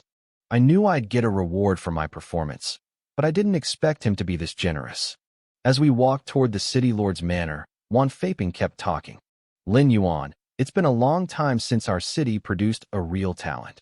For the last 2 years, those bastards Wei and Wu have been laughing at me. They said Lin Yuan has no talent because their city lord is a crude brute. He paused, then shrugged. Well, they weren't entirely wrong about the brute part. I bit my tongue to keep from laughing. If I remembered correctly, he was talking about Wu Ming and Wei Zhong, the heads of the East and Central China regions. In this world, the threat of the abyss had forced the country to consolidate into 5 major districts. Lin Yuan was just a small city in the East. This guy was just a local city lord, yet he was casually insulting the top leaders of 2 entire districts. Strength really did let you do whatever you wanted. Suddenly, Wan Feiping hooked his arm around my neck again in that rough, brotherly way. He pulled out his phone and opened the camera. Come on, kid. Let's take a photo. I need to piss them off with this. My corner of my mouth twitched. I felt like a prop, but I held up a peace sign anyway. Wan Feiping bared his teeth in a massive grin. Click. The photo was saved. He immediately started typing a message with aggressive thumbs. City Lord? I asked tentatively. About that reward? He didn't even look up. He just tossed a gold card at me. That's the vault key. My assistant, Chun, will take you. Go wild. I stared at the gold card in my hand. He just gave it to me like it was a piece of junk mail. I wasn't stupid enough to try and steal anything, though. A level 6 hunter like him could end my life in a heartbeat if I crossed the line. Assistant Chun led me to the vault. When the heavy doors groaned open, I gasped. The room was massive, filled with rows of equipment and artifacts. Most of them were rare tier or higher, glowing with a dizzying array of colors. You may choose one item, Student Lin Yuan. Chin reminded me from the doorway. I nodded and summoned my shadow squirrel. Go on, buddy. Pick the most expensive thing in here. Wan Feiping probably didn't realize my summon had the ability to sense the value of items. If there were too many choices, I'd just let the squirrel's nose do the work. The little guy scurried into the aisles, looking like a kid in a candy store. Finally, the squirrel stopped in front of a chest. Inside was a dark, jagged crystal with purple veins. Asterisk item, unknown crystal from the abyss. Use, unknown. Data, analysis failed, asterisk. Even in this era of game-like stats, some things remained a mystery. That was why people like Liu Boyan had jobs in the investigation department. This crystal was clearly the most valuable thing in the room, but I couldn't use it, and I definitely couldn't sell it. Next one, I whispered. We passed a church sculpture from a dead world and a piece of void meteorite that could only be touched by void creatures. My frustration grew. Because Lin Yuan was so close to the abyss, the vault was full of weird, unusable junk. The most valuable items were all things humans couldn't touch. I turned a corner, ready to give up on the high-value shelf, when I saw a cloak. It pulsed with a familiar energy. It was dark violet, with a silver contract seal embroidered on the back. Asterisk item, Spirit Aura Cloak, Summoner exclusive. Quality, excellent. Stats, plus 20 agility, plus 20 spirit. Effect, increases summon attack speed by 50% when nearby. Skill, Spirit Shield, passive, asterisk. The shield strength was equal to my spirit plus 1000% of my summon stamina. My heart skipped a beat. This was the second piece of the Spirit Aura set. I already had the ring I'd found in the first clear chest.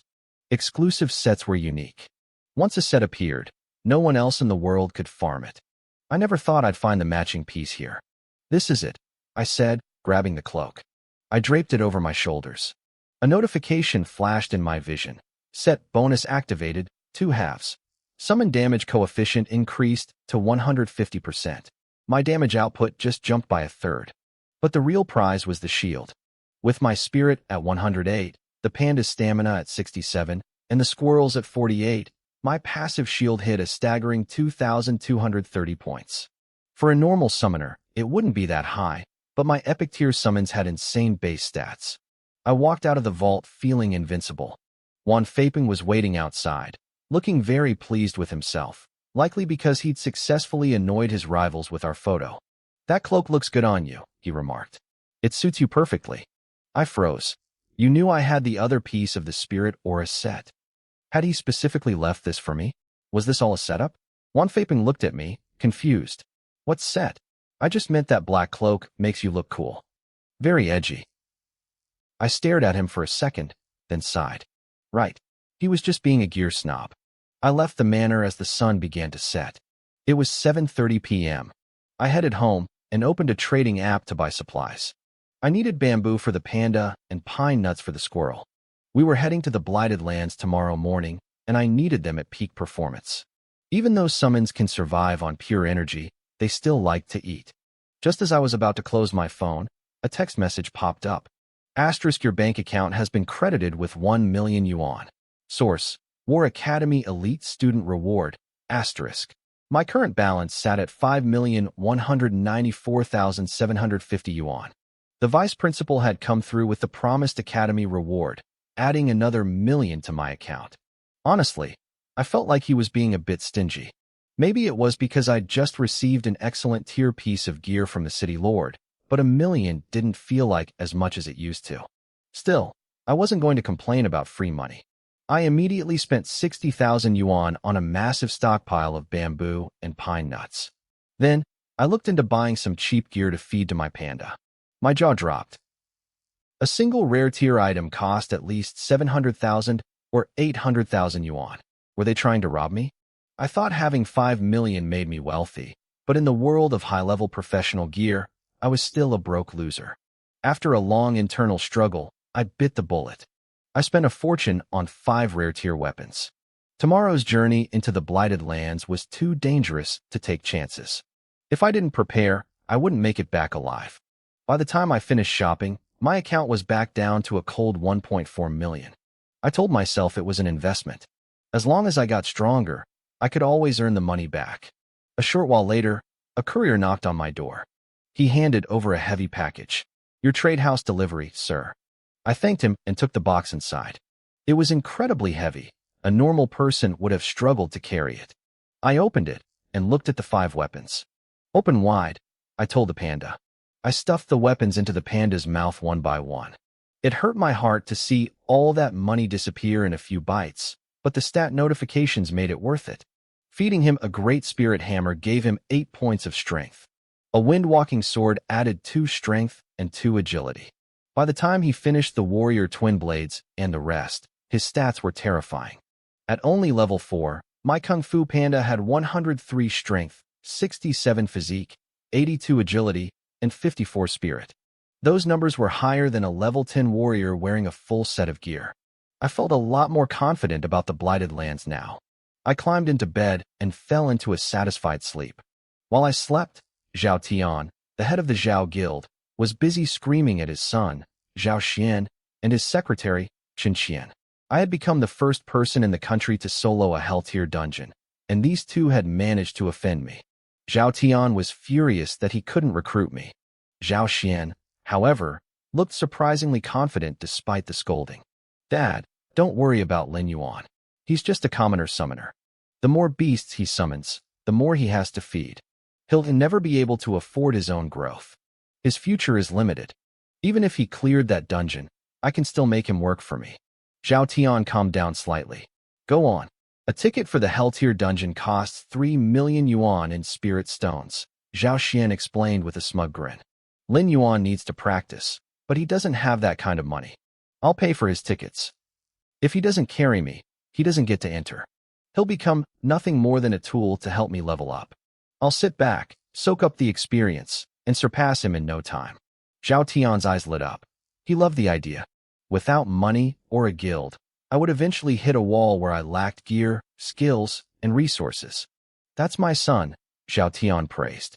Go to the dungeon entrance early tomorrow. Do whatever it takes to get him into a party with you. Don't worry, Dad, Zhao Xian sneered. He doesn't have a choice. The next morning, Zhao Xian stood at the entrance of the novice dungeon, waiting to spring his trap. He waited for 1 hour, then 2. By the 5th hour, his smug smile had turned into a mask of rage. I was nowhere to be found. Finally, a student from a local class mentioned they saw me leaving the city. Zhao Xian realized then that I had no intention of grinding in the safe dungeons. I was heading into the wild. He had wasted half a day waiting for a tool that never showed up. Damn him, Zhao Xian roared. How does he dare go outside the city walls? I didn't know about Zhao Xian's little circus act. I was busy walking toward the southern gate of Lin Yuan City, wearing my spirit aura cloak.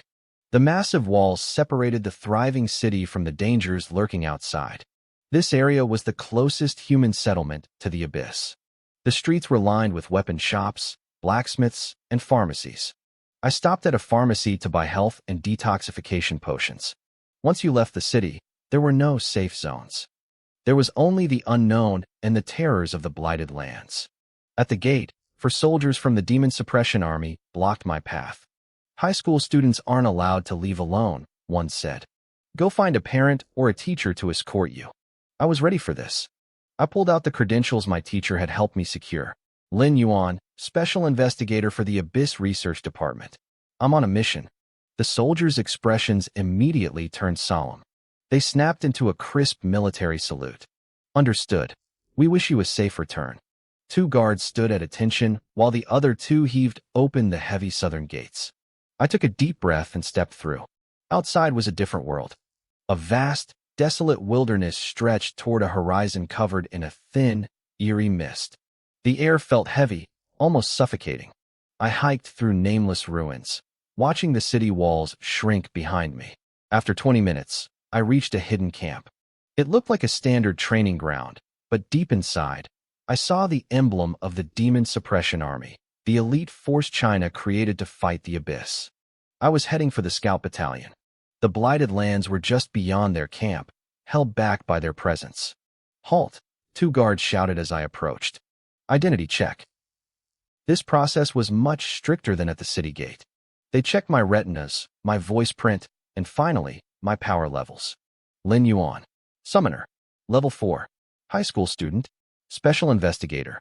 The guards stared at my ID, their voices rising in disbelief with every word they read. Show us a skill. I nodded and summoned my squirrel. Once they verified my energy signature, they let me in, but I could hear them whispering behind my back. Level 4, and he's entering the blighted lands? Are kids today just fearless or suicidal? Inside the camp, I saw dozens of young people gathered. They were all temporary scouts recruited to help the army map out the rapidly expanding blighted lands. Most were college freshmen or members of private guilds. I was the only high schooler there. The moment I walked in, every eye in the room landed on me. I had officially become the center of attention. Listen up, everyone, a loud voice boomed. A veteran soldier dressed in the dark uniform of the Demon Suppression Army stepped forward.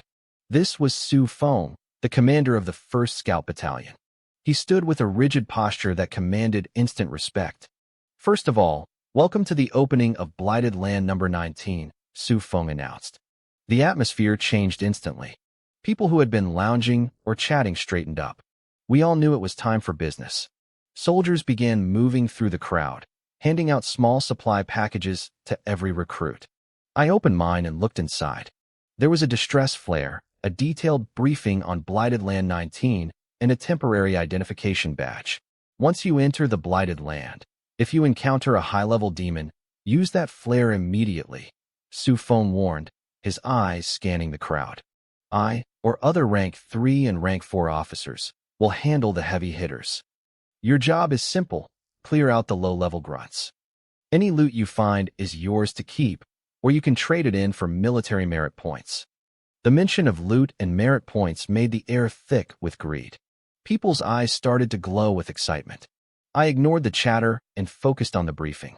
I learned that the abyss's demonic energy pollutes our world, turning the land into these blighted lands. They are numbered based on when they appeared and how strong the corruption is. Number 19 was the newest and weakest area, the perfect place for me to grind levels. Commander Su Feng didn't waste time with long speeches. You're dismissed, he said. You can head out alone or in teams. Check the bounty board for extra missions before you leave. They all count toward your merit. The room erupted into a frenzy of activity. Most people were around level 10, and they scrambled to find teammates to increase their survival odds. I stood there alone. Nobody approached me. To them, a level 4 summoner was just a liability, dead weight waiting to happen. Is that kid crazy? Someone whispered nearby. Level 4, and he's heading into a blighted land? Must be some rich brat looking for a death wish. Level 4, another sneered. He probably used a back door to get in. But who pulls strings just to commit suicide? I ignored the insults and walked straight to the bounty board. I didn't want a team, and I certainly didn't need one. My eyes scanned the list. Collect Faceless Demon or Blood Sea Demon corpses. 20 merit points each, unlimited. Recover lost supplies in Area 19, 500 merit points. Map out Area 19, 300 merit points. Bonus for completeness. There were dozens of tasks. I memorized as many as I could. I wasn't sure if I could finish them all, but it didn't hurt to keep them in mind. The only problem was, I had no idea how to actually spend the merit points. Suddenly, a faint, pleasant scent drifted past me. A girl dressed in black walked up. She was tall, with a lithe, athletic build and a steady, confident stride. She looked only a year or two older than me, likely a college student. "Little brother," she said, her voice smooth and teasing. "You dare come here without even knowing how to use merit points?" I turned to see a delicate, beautiful face with a playful smirk. I raised an eyebrow. "Why call me little brother? You aren't exactly huge." She chuckled, ignoring my jab.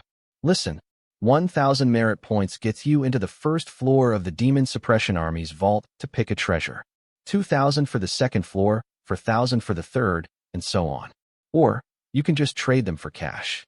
My eyes lit up. Picking my own treasure from the army's vault? That sounded a lot better than the random rewards I'd seen back in Lin Yuan City. "Got it now, little brother?" she asked, her eyes crinkling with mischief. Before I could argue, she snatched the lost supplies mission from the board and walked away. I stood there stunned. She had just teased me and vanished. I tried to use my appraisal skill on her, but it came back blank. My skill works on anyone within 20 levels of me. Either she was way higher than level 24, or she was wearing high-end concealment gear. I shook it off. She was just a passing stranger. I stepped through the portal and entered Blighted Land 19. The world turned gray and suffocating. The sky was choked with thick, ashen clouds that barely let any light through. This place used to be a famous scenic park, but now it was a wasteland of shadows and decay. I immediately summoned my shadow squirrel. "Go. Scout the path ahead." The squirrel chirped and split into 2 shadow clones, darting into the darkness. In a place this gloomy, my squirrel was in its element. It was a natural-born scout. A few minutes later, a mental alert flashed in my mind. The squirrel had found something. I crept forward and saw a rotting, gray-green figure lurking in the mist. Its face was a twisted mask of agony. Corpse Demon, level 10. Type, Common Demon Soldier. Attributes, Strength 50, Constitution 45, Agility 47, Spirit 1. Trait, Undying Body. It will keep attacking as long as a single piece of its body remains. Demons were much scarier than the monsters in the training dungeons. They didn't just have higher stats, they had traits, which were like human talents, unpredictable and dangerous. "Panda, go," I whispered. "Use Tai Chi, smash it into dust."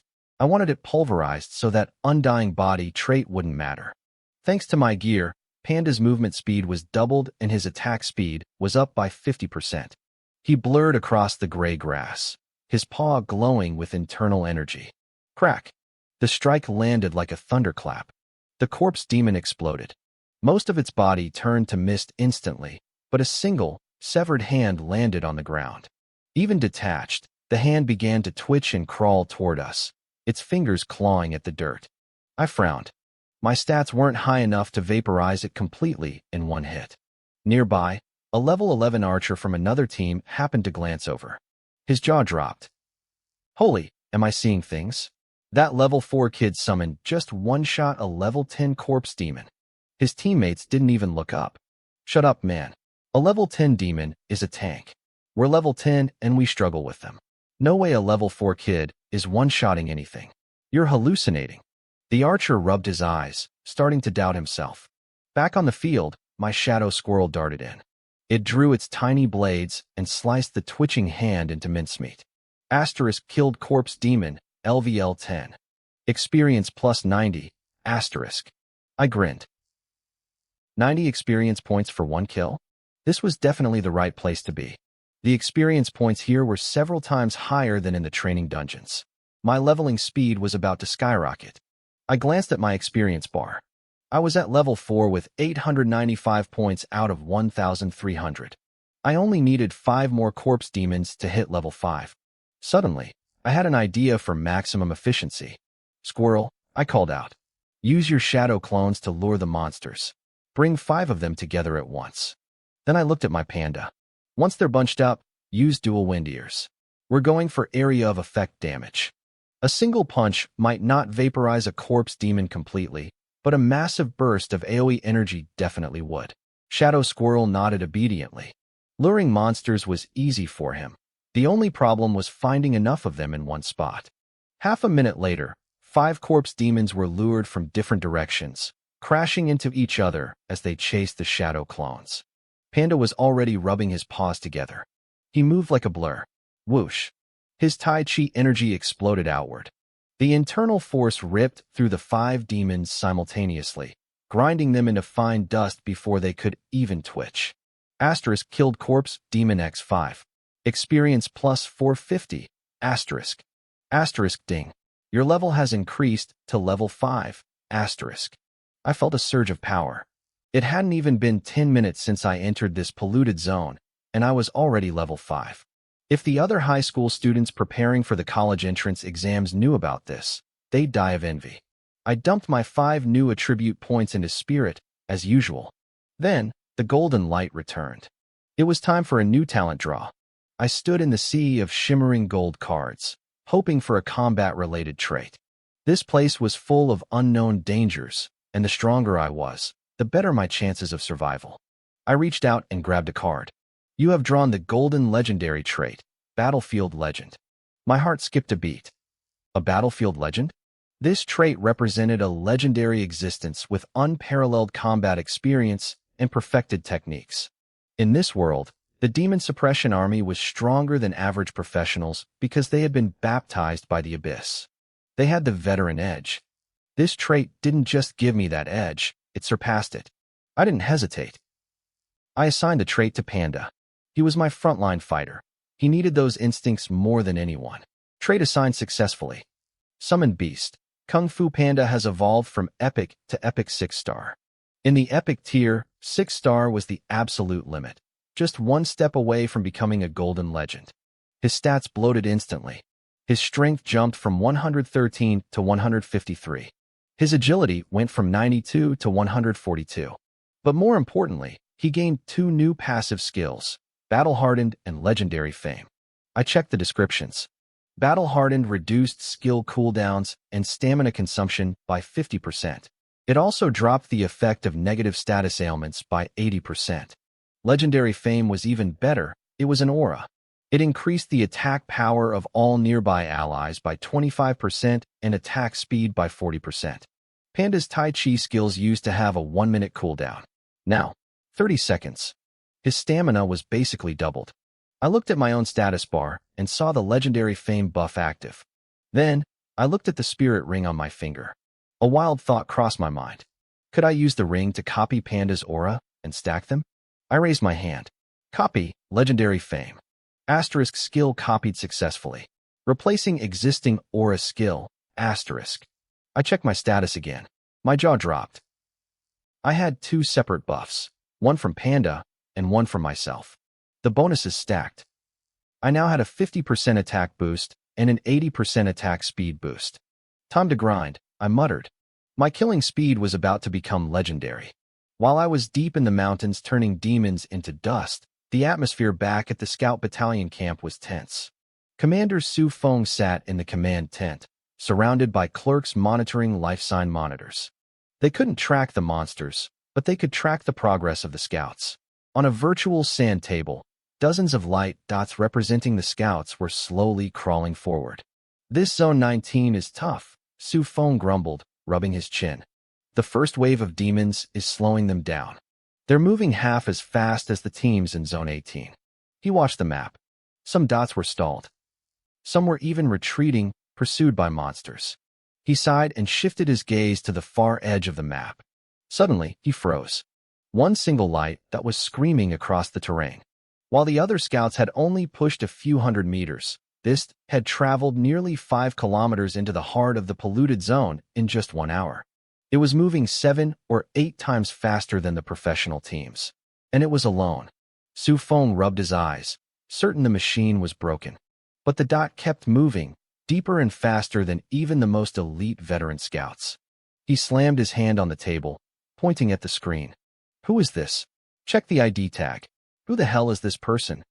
A clerk frantically typed at a terminal. Sir, it's the high school student from the War Academy. Lin Yuan. Su Feng stood there, completely stunned. He remembered that name. It was the level 4 summoner, the kid with the lowest level in the entire group. The level 4 kid? Su Feng whispered. Actually, sir, the clerk corrected, staring at the data. He's level 5 now. Su Feng took a sharp breath, his eyes glued to the screen. A summoner? Wasn't that supposed to be a late-game class? How could a level 5 kid be this aggressive? He wondered if I was some rich heir with a high-tier beast provided by my family. But even that didn't explain this kind of raw efficiency. He rubbed his face, feeling completely baffled. He admitted that when he first saw a level 4 summoner on the roster, he thought I was just some brat using family connections to gold-plate my resume by participating in a polluted zone expedition. It happened all the time. Rich kids from the big universities would come to the Red Monkey camp to boost their credentials, but they usually had 0 combat skills and even worse mental fortitude. None of them could solo like this. This kid is a real prospect, Su Feng muttered. He turned to the clerk with a serious expression. Keep a close eye on him. Right now, he's only fighting common monsters. He lacks battlefield experience. If he runs into an elite-tier demon, he'll get slaughtered. Notify me the second things go south. Inside the dungeon, I had no idea I was being watched. I checked my experience bar after an hour of nonstop grinding and felt a surge of excitement. It was already over 80%. Beside me, Panda threw a casual palm strike, the Tai Chi force shattering the last corpse demon in the area into dust. A notification popped up, * killed corpse demon. Gained 90 EXP, level 5, 1755/2100, *. There aren't enough monsters in this zone, I complained to myself. If the density were higher, I would have leveled up again by now. Panda didn't seem to mind, though. As a veteran of 100 battles, his stamina management was perfect. He didn't look tired at all. Honestly, I was the one getting bored just walking behind him. Suddenly, a mental pulse hit me. One of my squirrel shadow clones had sent back intel. I snapped out of my daze. An elite-tier demon had appeared at my 8 o'clock position. I had sent out 12 squirrels in every direction to act as a radar system, and it was paying off. I followed the signal and crept toward the location. I peered through the ruins and saw it. A 2-meter-tall skeleton monster. Its body was a patchwork of blood-red bones, and cold blue flames flickered in its eye sockets. Its fingertips were sharpened into wicked bone spikes. Blood skeleton demon. Level 15. Type, elite. An elite at level 15, I whispered. Is this really what high schoolers are supposed to face? It was definitely stronger than the common mobs. In this world, demons followed a hierarchy similar to ancient military ranks: common, elite, general, commander, overlord, and emperor. Or, as the soldiers called them, soldiers, sergeants, generals, marshals, kings, and emperors. A sergeant-level demon like this blood skeleton was on a completely different level than a corpse demon. I checked its stats. Strength 116, Constitution 99, Agility 108. It had a passive called Blood Frenzy. If it wounded an enemy, its attack speed and power would double. It also had skills like Blood Poison Sting and Bone Shield. A level 15 elite was basically as strong as a human warrior of the same level. Seeing this made me realize why humanity had been pushed back so far since the cataclysm began. This was just an elite. How terrifying would a general or an emperor be? Still, I wasn't worried. If Panda were only a 2-star epic, this might be a tough fight. But at 6 stars, it would take 2 hits at most. As I moved closer to engage, I realized I wasn't alone. A group had beaten me to it. Or rather, the blood skeleton had found its prey first. Down in the rubble, a 4-person scout team was struggling. They were all level 11 or 12, but they were being overwhelmed. The blood skeleton was a wall of defense with its bone shields, and its bone spikes kept them at bay while 3 corpse demons flanked them. Forget the small ones. Focus fire on the elite, the captain yelled. He was a greatsword fighter, trying his best to hold the front line. Behind him were an assassin, a female archer, and a female priest. The two girls looked terrified. Dealing with these grotesque demons was a nightmare for their morale. I can't ignore them. They're getting too close, the archer cried. She fired a triple shot to peel a corpse demon off the priest, but then the captain screamed a warning. Lin Feifei, move. The blood skeleton ripped a rib from its own chest and hurled it like a javelin. The archer, Lin Feifei, dove out of the way, but the bone spike grazed her thigh, tearing through her jeans and drawing blood. The team turned pale. The blue flames in the skeleton's eyes instantly flared into a deep, murderous red. It let out a guttural roar. Blood frenzy had activated. Its speed and power doubled instantly. Use the distress charm, the captain barked, desperately swinging his sword. The charm would signal the camp for help, but in this chaos, there was no guarantee anyone was close enough to save them in time. I didn't know these people, but I wasn't going to watch them die. Besides, that elite experience was mine. Squirrels, lock down the skeleton. Panda, clear the rest, I commanded. The blood skeleton was about to lung for the kill when it suddenly froze, its neck jerking back as if grabbed by an invisible hand. The captain, braced for a blow that never came, stared in confusion. Before the three corpse demons could reach the girls, Panda lunged forward. He threw two palms into the air, releasing waves of Tai Chi energy that rippled through the space. The impact was muffled but devastating. Boom. The three demons exploded instantly. Killed 3 corpse demons. Gained 270 EXP. Panda's strike was a blur. 3 corpse demons vanished in a spray of bone and dark energy. Killed 3 corpse demons. Gained 270 EXP. The two girls in the back stared, their eyes wide with disbelief. They had been ready to die, but now, hope flared in their eyes. They knew a powerhouse had just saved them. To shatter 3 demons in a single blow required a level of strength they couldn't even fathom. Lin Feifei, the archer, slowly let go of the distress charm in her hand. She looked at me, then at Panda, her brow furrowed in concentration. She recognized me. I was that level 4 kid from the camp entrance. But she couldn't wrap her head around it. How could a weak summoner possess a beast this terrifying? I stepped out from the shadows. The 4 of them looked like their eyes were about to pop out of their heads.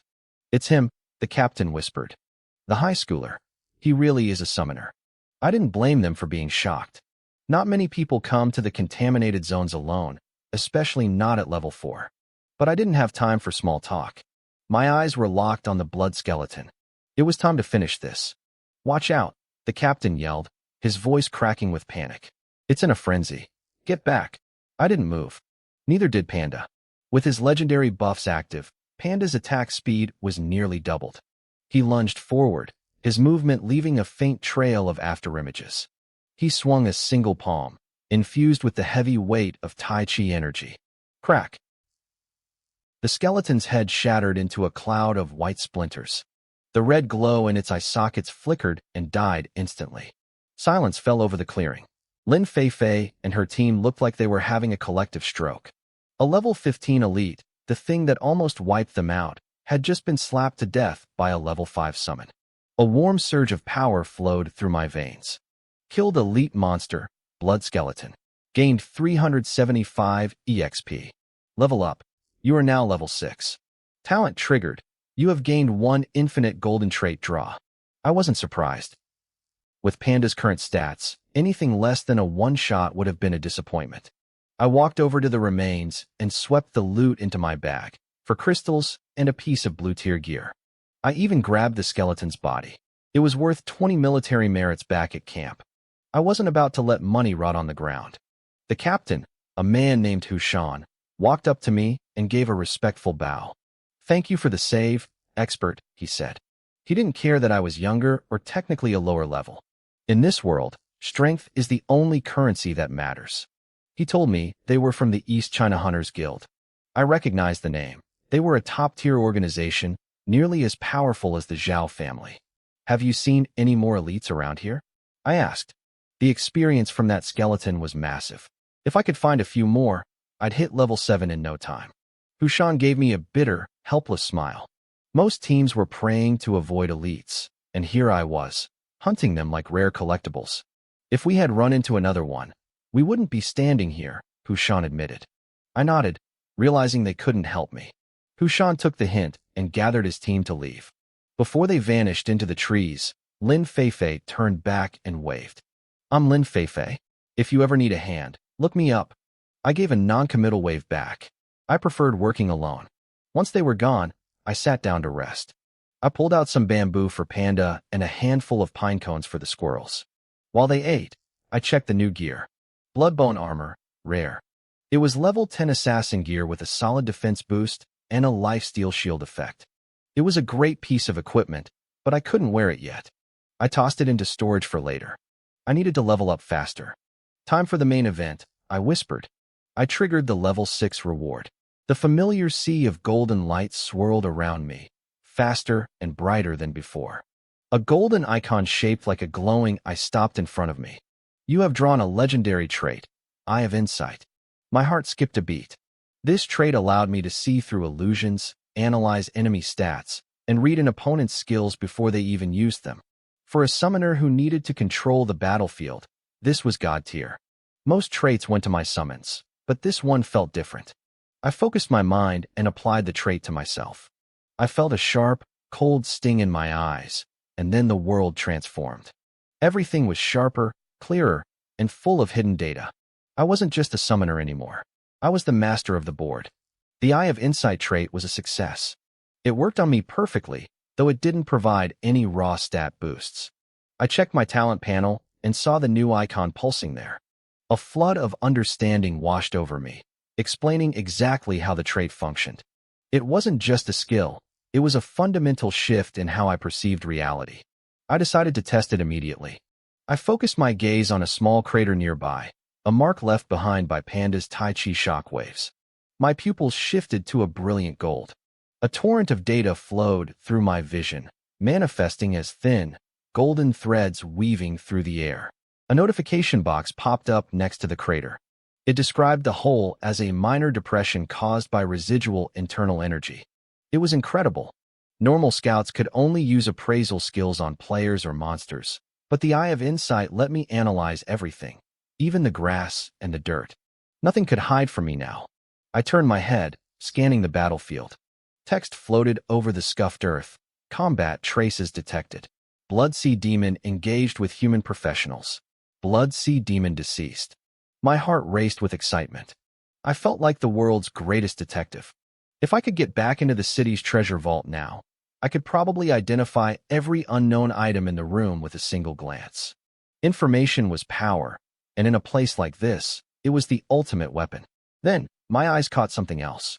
A line of text hovered in the air just a few feet away. Scouting skill Bells of Silence detected. Released by an assassin class professional 30 seconds ago. Someone was watching me. I deactivated the Eye of Insight just as a voice like silver bells rang out from behind me. Hey there, little brother. You're pretty impressive, taking down an elite demon like that. Want to team up with Big Sister? I turned around. It was the girl in black I had seen earlier. She was alone, her form-fitting outfit highlighting a sharp, athletic figure.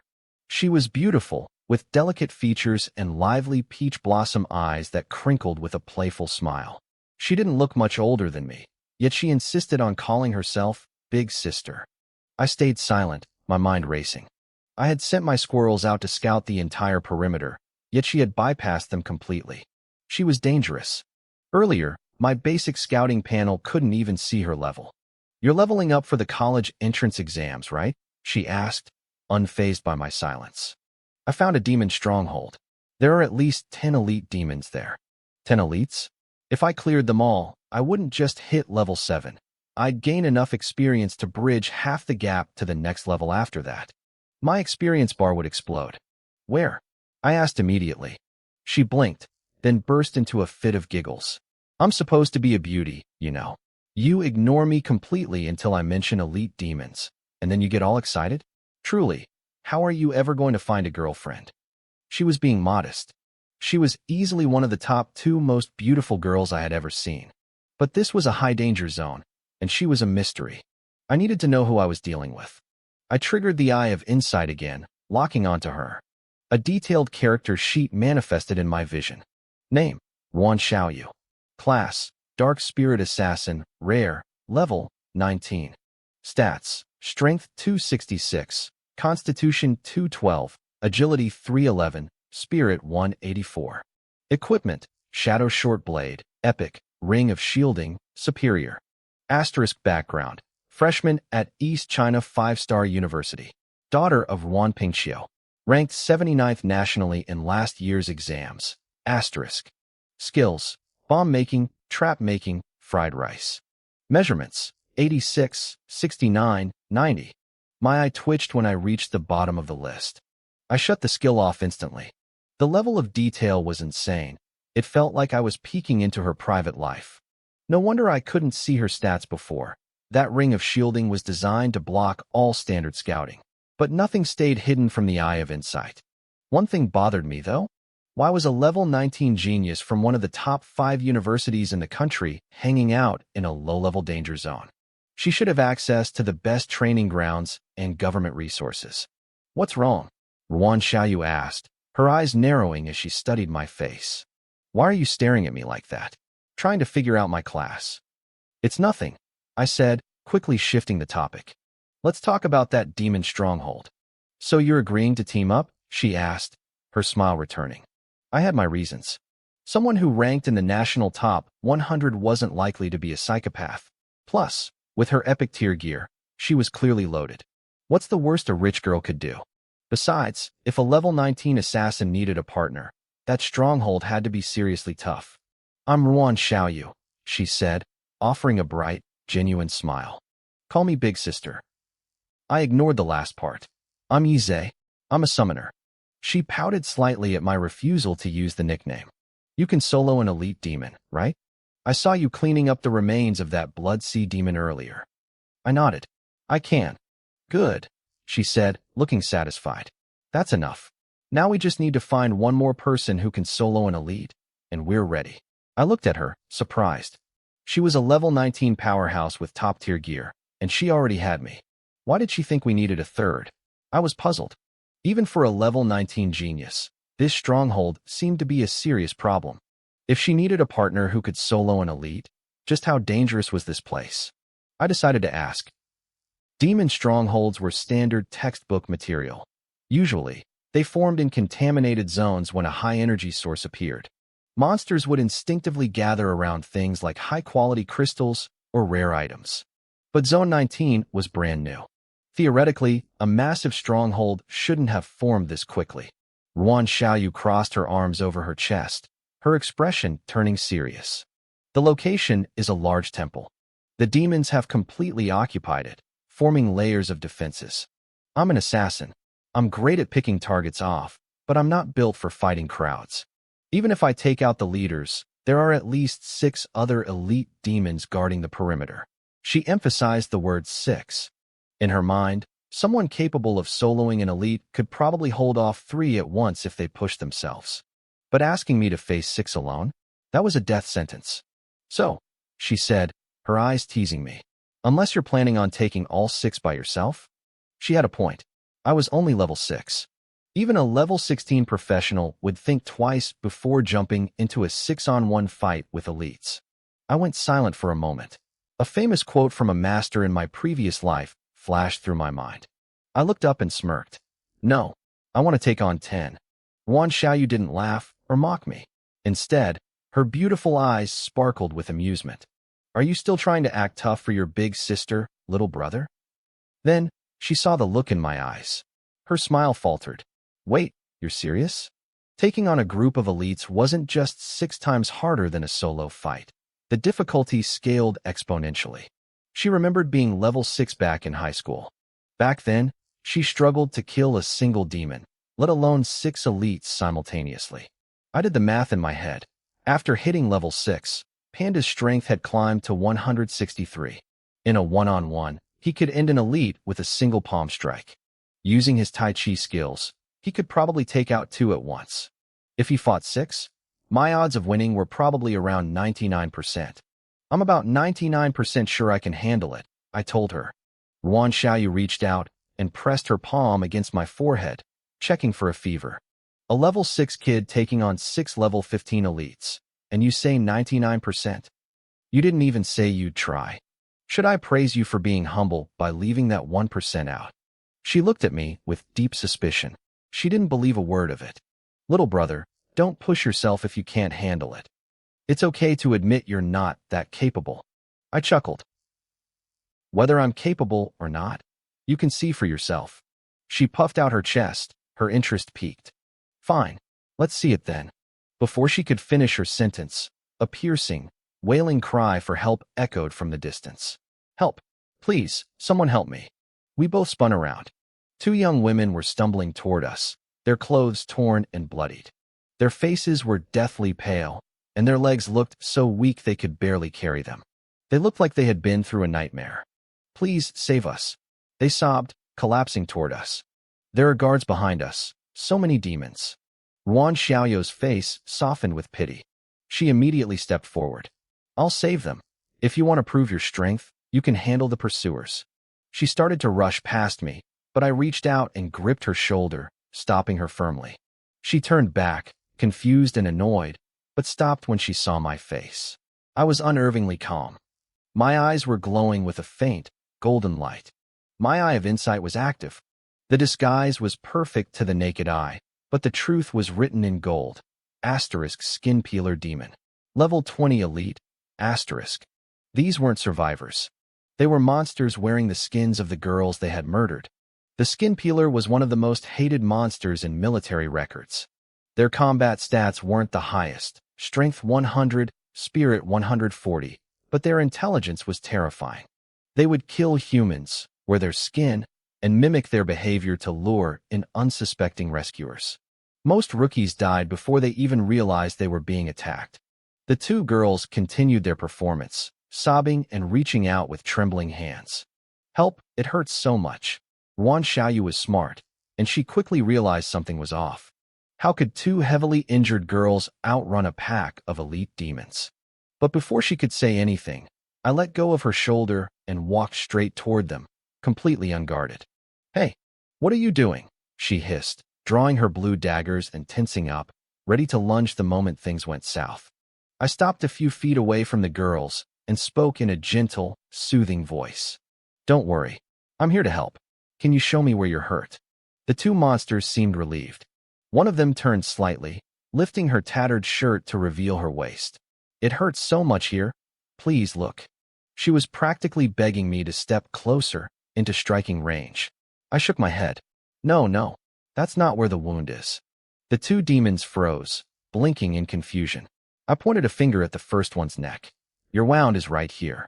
The moment I spoke, a shadow detached itself from the demon's own feet. My shadow squirrel erupted from the darkness, the red glow of its blade flashing like a streak of lightning. A thin red line appeared exactly where I had pointed.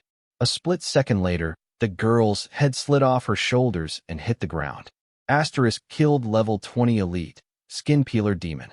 Experience plus 500. Asterisk level 6, 710/1100. It was over in a heartbeat. I had pointed at the target like I was ordering from a menu, and the squirrel had served it up instantly. Yuan Xiaoyu stood frozen, her daggers still raised. She was horrified. I had just decapitated a girl without a second thought. To her, it looked like I had just murdered a survivor in cold blood. I watched the light fade from the demon's eyes. I hadn't hesitated for a single second, and I could feel Yuan Xiaoyu's gaze burning into my back. She looked stunned. She had seen plenty of people capable of killing a skin peeler demon, but she had never seen someone do it with such cold, clinical efficiency. Usually, only veterans from the demon-suppressing army with decades of combat experience showed that kind of resolve. It wasn't just my ruthlessness that shocked her. It was the shadow squirrel. My summon's ability to merge with shadows and strike from the darkness was a masterclass in assassination. She was an assassin herself, so she knew exactly how rare and valuable a skill like that was. It had to be epic tier or higher. I could see the envy flickering in her eyes. She probably thought this was my ultimate trump card. While she was busy processing the first kill, the second skin peeler demon was still frozen in shock. Everything had happened too fast. We were just talking, and then my blade was out. I could almost see the confusion in its eyes, as if it were wondering which one of us was actually the monster. It never got the chance to find an answer. I had already commanded the squirrel to position 2 shadow clones in the second demon shadow. The clones couldn't use the cloning skill itself, but they could use Shadow Strike. Even though they only possessed 80% of the original's attack power, I wasn't taking any chances. As it turned out, I didn't need to worry. With my 2 legendary tier auras active, the clones received a massive attack boost. The skin peeler's 70 points of constitution meant nothing. Its neck snapped like dry, rotting wood under the shadow blades. Asterisk killed level 20 elite, skin peeler demon. Experience plus 500, asterisk. 2 kills, 1,000 experience points. My experience bar jumped by nearly half.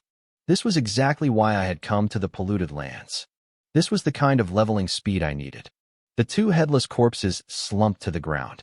As the illusion faded, their true forms were revealed, rubbery, pale things that looked like twisted mannequins. Yuan Xiaoyu walked over, her eyes wide despite having guessed the outcome.